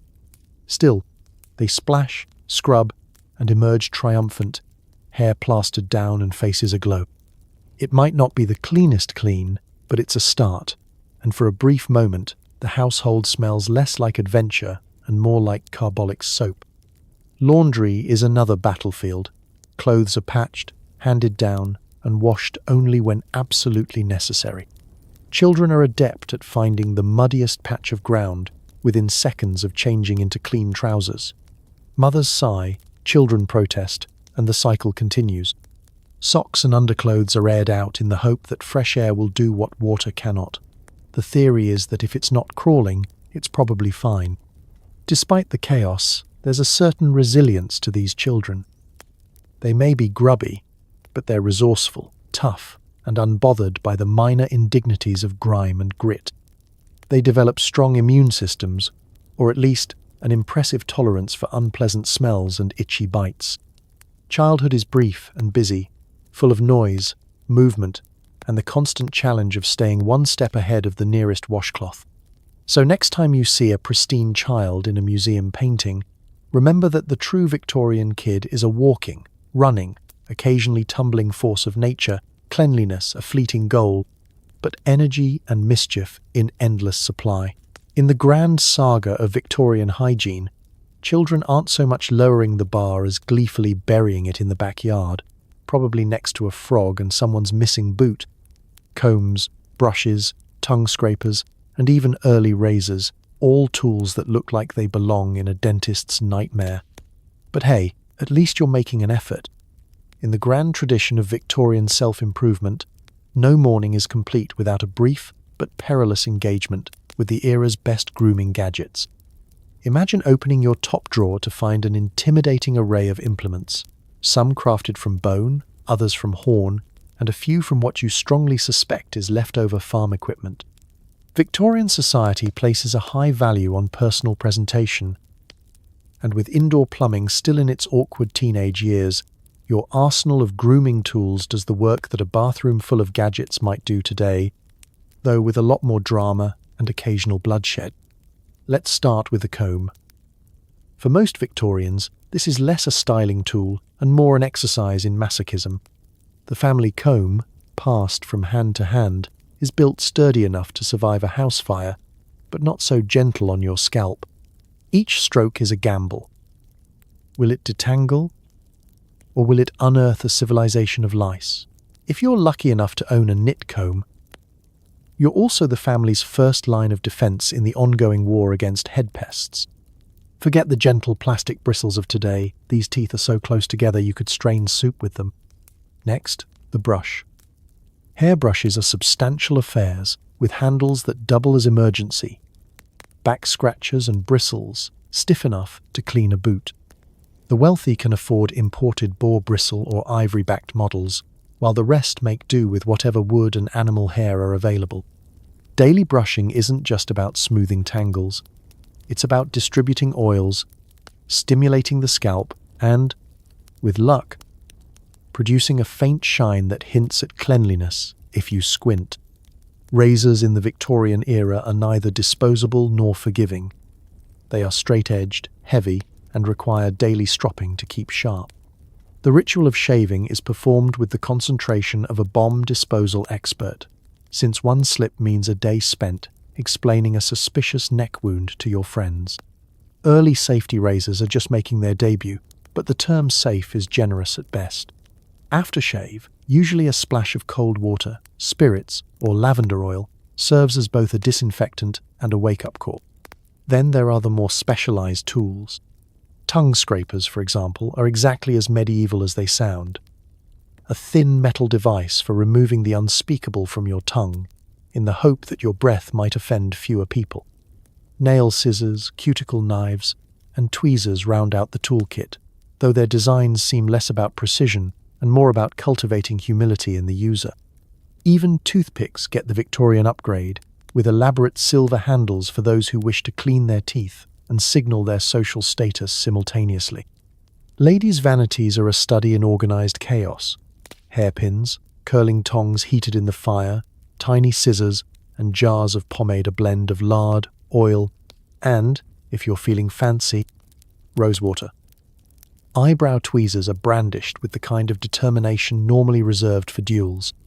The brave or the slightly reckless attempt to curl their eyelashes with a heated needle with mixed results and occasional singed fringes. The less glamorous side of grooming is never far off. Tools are rarely sanitized. They are simply wiped on a cloth and returned to the drawer.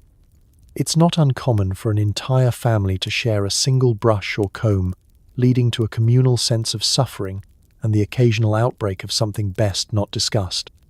Still, every stroke, scrape, and snip is a step toward respectability. In a society that judges you on your parting, your polish, and the state of your sideburns, even a moment of grooming is an act of hope. So you steel your nerves, grip your brush with conviction, and wade bravely into battle, because looking presentable in Victorian England isn't just about hygiene, it's survival with style. When all else fails, you hold a perfumed handkerchief to your nose and hope to survive the day.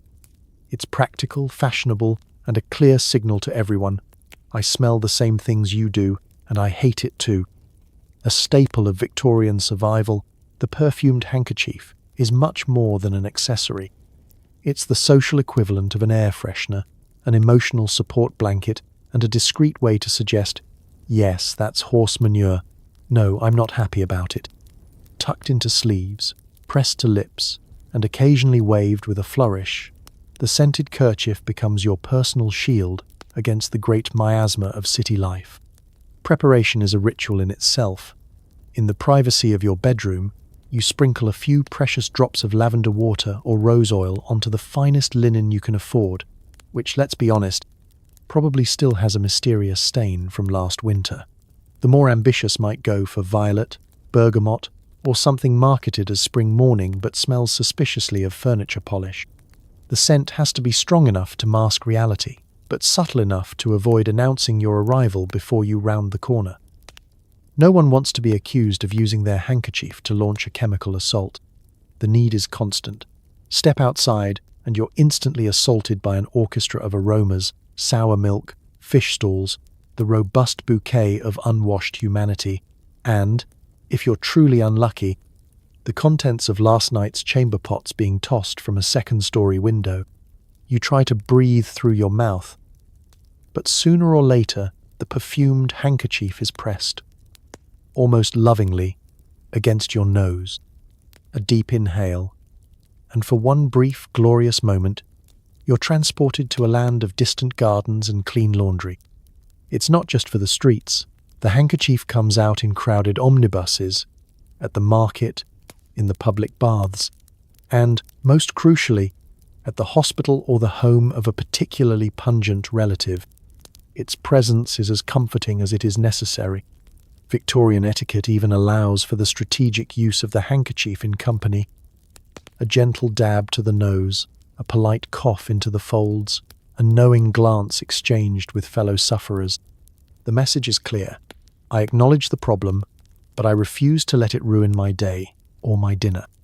For the fashionable set, handkerchiefs become a status symbol. They're embroidered, monogrammed, and carefully coordinated with one's outfit. The truly committed carry a selection, one for show, one for scent, and one hidden away for emergencies of a more nasal nature. Children are sent to school with a pocketful, though by the end of the day, the scented elegance is lost to mud and mystery stains. Manufacturers quickly catch on to the trend, producing aromatic handkerchief sachets and marketing scented handkerchiefs as the latest defense against cholera, influenza, and the existential dread of Victorian urban living. Advertisements promise miraculous powers, protection from bad airs, improved disposition, and even romantic success, provided you choose the right blend. It's a rare moment when self-care, public health, and fashion all align. Still, the limits are clear. No amount of bergamot can truly stand up to the full force of a London street in August, or the unventilated confines of a packed theatre. There comes a time in every Victorian's day when you simply accept your fate, lower the handkerchief, and power through, knowing you did your best to hold the line. At the end of the day, your handkerchief is less a relic of a lost world and more a badge of honour, frayed, faded, but still faintly fragrant. It tells the world, I endured, I inhaled, I survived. And as you lay it out to air for tomorrow's battles, you take comfort in the small victories. In a world ruled by smells, sometimes all you need is a square of cloth and a bit of hope. Bathing is a communal affair, but not in a charming spa day with friends sort of way. The entire family lines up for the weekly tub, and by the time you get your turn, the water is less refreshing spring and more lukewarm Victorian soup. If you're last in line, congratulations. You're technically dirtier than when you started. The ritual begins with the hauling of the bathtub, typically a battered copper or tin vessel that spends most of its life moonlighting as a laundry bin, storage trunk, or, on especially desperate occasions, a crib for the cat. It's dragged into the kitchen or by the hearth because that's the warmest place in a house designed mostly to let heat escape as quickly as possible. Buckets of water are fetched with grim resolve, each one a sloshing, bone-chilling reminder of how precious every drop is. If you're lucky, the fire's been going all day and the water is just this side of tepid. If not, you're already regretting your turn and it hasn't even started. First in line gets the cleanest dip, usually the breadwinner, the eldest, or whoever wins the weekly arm wrestling match. This lucky soul lowers themselves into the steaming water with a sigh that echoes around the kitchen. Soap is rationed out, just enough to raise a few bubbles and give the illusion of freshness. There's a quick scrub, a splash, and then out you go. If you're feeling generous, you might leave a few suds behind for the next person. Second in line is still mostly an exercise in hygiene, but there's a noticeable shift. The water has cooled a bit, and the clarity is now vintage lemonade. Hair, dirt, and soap scum swirl gently at the surface like the world's least appetizing garnish. By the time the children get their turn, the bath has become a mysterious, greyish broth, a concoction of yesterday's coal dust, the week's sweat, and the general disappointment of having siblings. Each bather tries not to think about what's floating in the water, but every so often, something brushes your knee that is most definitely not your own. Etiquette dictates that you ignore it, as you would an awkward comment at the dinner table. A brisk, efficient wash is the goal. You're not aiming for clean, just less dirty than before. Faces are scrubbed, armpits are swabbed, and everyone is reminded, firmly, not to drink the water. As the water cools and the line gets longer, bath night turns into a spectator sport. Siblings jeer, parents threaten, and the cat stares in horror. The final bather faces the full reality of bathwater roulette. The water is now a murky stew, tepid and laced with the ghosts of baths past. There's not much point in soap anymore. The goal is simply to get in, get wet, and get out before you catch a chill or lose your nerve. Sometimes, by the last dip, you're convinced you'd have been cleaner just sitting next to the fire and hoping for a strong breeze. After the last person has braved the waters, the tub is emptied, sometimes out the back door, sometimes into the garden, and sometimes onto the street, where it will mingle with everyone else's bath water and the city's other liquid misfortunes. The tub is wiped down, in theory, dried, and returned to its daytime identity. Towels, if you have them, are shared, and everyone is herded off to bed with the lingering hope that next week, perhaps, you'll be first in line. Bathwater roulette is not just about hygiene, it's about family politics, pecking order, and learning to appreciate small victories, like finding a spot in the tub that's still warm, or a piece of soap that hasn't dissolved entirely. It's a lesson in resilience, resourcefulness, and the enduring hope that someday, somehow, everyone will get their own bath. Until then, you survive, you rinse, and you do your best to keep your mouth closed. Forget about floss. After a hearty meal of cold mutton and suet pudding, you reach for the nearest available toothpick, which might be a carved goose quill, a twig, or if you're feeling decadent, a silver pick reserved for special occasions. Table manners require you to cover your mouth with one hand while you poke, prod, and pretend you're not just fighting for dental survival. The Victorian dinner table is a test of both digestion and decorum. Food is hearty, filling, and occasionally challenging, with tough cuts of meat and bread that would give a modern jaw second thoughts. As the plates are cleared and the puddings disappear, the real work begins. You reach for your toothpick, stored in a little glass or, for the well-to-do, a velvet-lined case at the edge of the sideboard. Toothpicks are everyday essentials, used with the same pride as fine cutlery, but wielded with a subtlety that's more social dance than oral hygiene. For the ordinary family, toothpicks are made from whatever's handy. Splinters from the firewood pile, a whittled matchstick, or a handy birch twig fresh from the garden. The truly organized keep a stash of goose quills, snipped and shaped to a fine point, ready for action.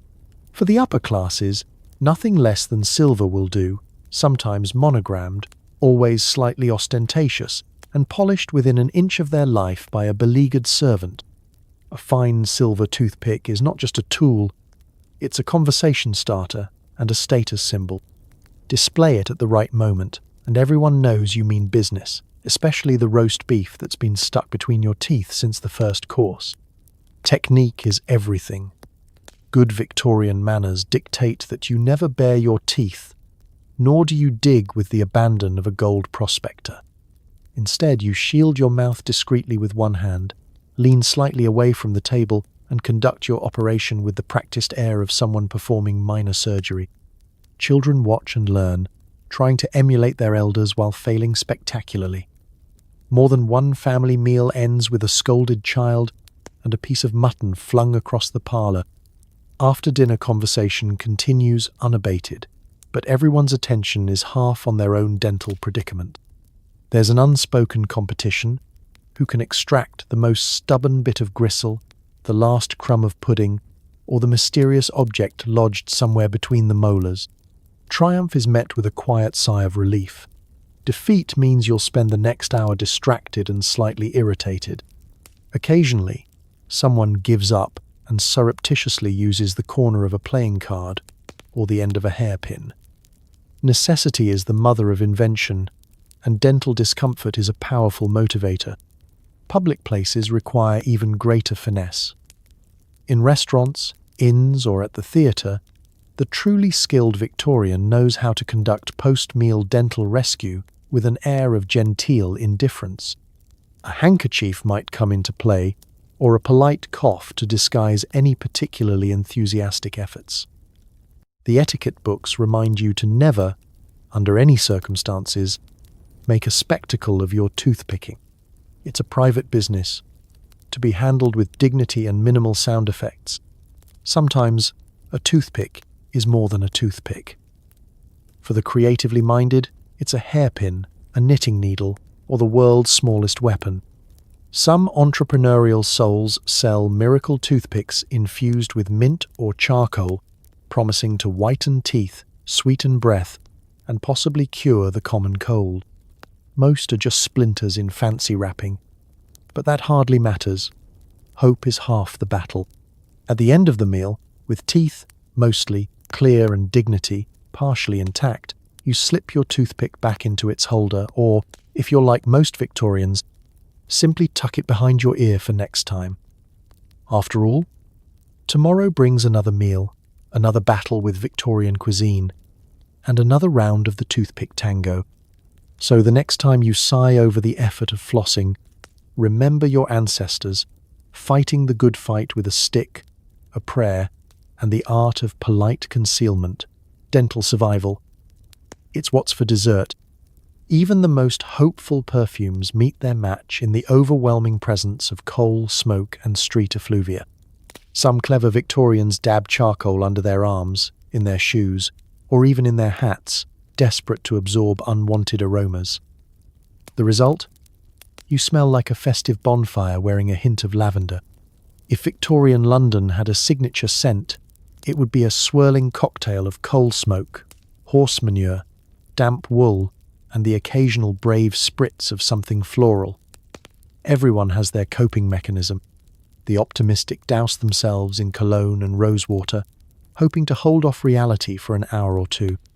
But the determined innovator, the true survivor, turns to charcoal, that ancient miracle substance that promises to absorb odors and, with luck, most memories of the day. Charcoal, it turns out, is everywhere. If you're poor, it's what's left after the kitchen fire. If you're wealthy, it comes in a paper-wrapped cake from the chemist's shop, promising a fragrant shield against all manner of city stench. The theory is elegant.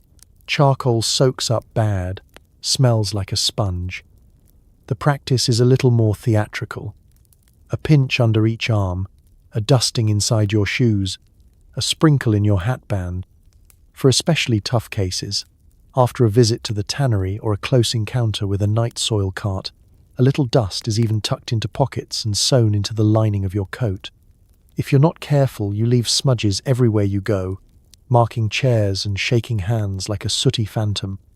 But the perfume industry doesn't give up easily. Victorian chemists churn out colognes in every scent you can imagine: lavender, rose, sandalwood, bergamot, even eau de bouquet for those who prefer their floral notes with a hint of mystery. These aren't shy fragrances. They're bold, assertive, and determined to wrestle coal smoke into submission. The wealthy compete to see who can layer the most scents without causing fainting spells. The poor make do with a single cherished bottle, stretching it out, drop by precious drop, often reserved for Sunday church or the rare occasion when company is coming over. Of course, when cologne and charcoal join forces, the effect is memorable. You waft down the street, leaving a trail of competing aromas, smoky, sweet, and ever so slightly alarming. Strangers wrinkle their noses and try to guess whether you've just come from a fire or a flower show. Friends pretend not to notice that your handshake leaves their palm looking suspiciously dusty. For every person who claims charcoal absorbs all noxious vapors, there's another who swears it simply gives you a new kind of problem. Still, it's hard to blame anyone for trying. The alternative is surrendering to the full olfactory force of Victorian London. Homes are heated and lit by coal, so even at your cleanest, a thin film of soot settles on every surface and every inch of skin. Walk down a main street and the world hits you with a wall of scent. Fried fish, unwashed bodies, horse droppings, and that mysterious river funk that no amount of lavender can erase. Charcoal and cologne are the great levelers, a way for the banker and the bootblack alike to fight back against their environment. They represent hope, ingenuity, and a refusal to accept that smelling like a damp chimney is your only destiny. And so, every morning, you prepare for the day's battle.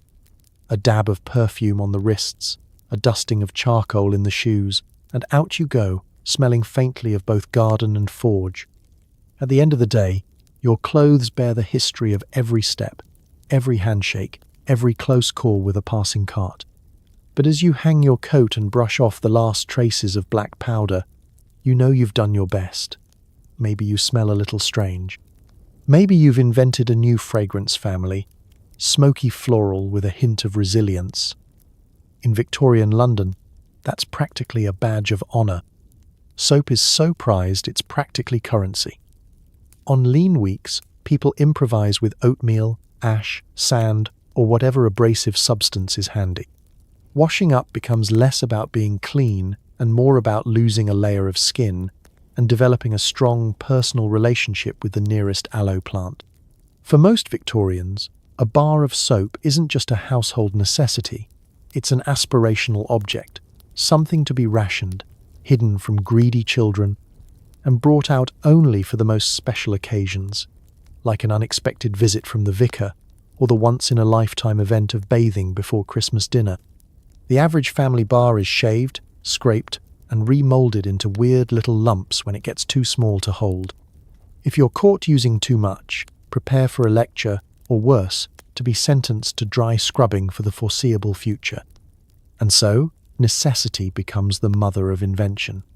With soap in short supply, you survey your kitchen, your yard, and the contents of your dustbin for inspiration. Oatmeal, usually reserved for breakfast and baby soothing, becomes a popular, if soggy, scrub. Mix it with hot water, apply to the skin, and tell yourself you're at a fancy spa rather than just covered in your own porridge.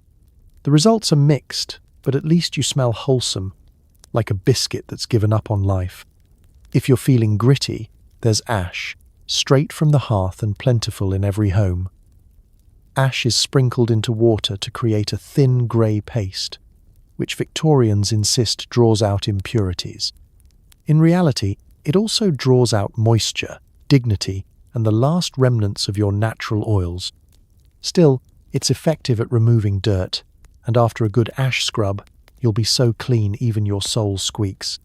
Sand is another favourite, especially if you live near the coast or, failing that, near a builder's yard with low security. A handful of damp sand makes quick work of stubborn grime, especially on hands and feet. The only downside?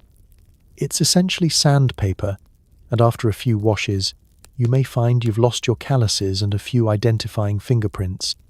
But, as any Victorian will tell you, smooth skin is a small price to pay for not smelling like yesterday's soup. There's always the fallback, vigorous rubbing. Sometimes a rag dipped in water and pure determination is all you've got. The act itself becomes half cleaning, half exercise, a public display of effort, if not actual effectiveness. On good days, a bit of lemon peel or a sprig of rosemary finds its way into the mix, adding a note of hopeful herbaceousness to the usual aroma of despair. Children, as ever, are the test subjects for all these innovations. A mother's wrath at discovering her last piece of soap missing is legendary, and woe betide the child who borrowed it for a mud pie experiment. If the larder is bare, little ones are sent to the nearest stream or pump with orders to get clean or get creative.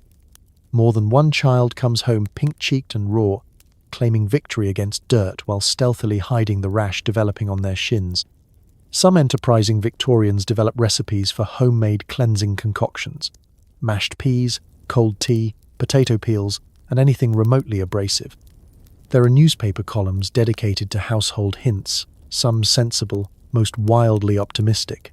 One popular tip: rub your hands with a raw potato and imagine yourself refreshed. Another: Mix bran with rainwater for a gentle facial polish. Desperate times call for desperate exfoliation. At the end of the day, true cleanliness is as much about intention as it is about outcome. You scrub, scrape, and hope for the best, taking comfort in the fact that everyone else is fighting the same losing battle. In a city where even the river could use a good wash, being mostly clean is a mark of distinction. If your skin glows, mostly from abrasion, so much the better. So next time you complain about running out of shower gel, remember the Victorians. A people so stubborn, they turned porridge, pebbles and fireplace leftovers into tools of hygiene, and emerged, if not sparkling, then at least a little less grimy than the day before. So, tonight, as you settle deeper into your soft bed, surrounded by the gentle hum of your modern appliances and the comforting certainty that your bathwater doesn't come pre-seasoned by your entire family, spare a quiet moment for our Victorian friends. After all, they survived an era where hygiene was mostly a rumour.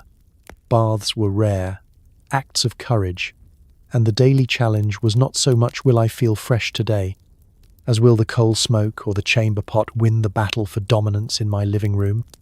They muddled through with bracing spirit, an arsenal of handkerchiefs, and enough scented water to perfume half of London. Their resilience was legendary, not because they enjoyed hardship, but because there was no other choice. People found small joys, like the satisfaction of a new bar of soap or the thrill of being first in the tub. They endured each day, one toothpick and communal wash basin at a time. So if you're drifting off now, wrapped in clean sheets and possibly planning tomorrow's shower, remember, you have already triumphed over most of Victorian England's daily struggles. Your toothpaste is minty, your socks are dry, and your next bath won't require a coal delivery or the patience of a saint. History may be gross, inconvenient, and slightly terrifying, but it's also proof that people are adaptable, stubborn, and frankly, hilarious in the face of adversity. So give yourself a little gratitude for all the comforts at your disposal, and maybe whisper a thank you to the laundry machine, the flush toilet, and the miracle of indoor plumbing. May your dreams tonight be fragrant, your blankets cozy, and your worries as fleeting as a Victorian's bar of soap. Good night.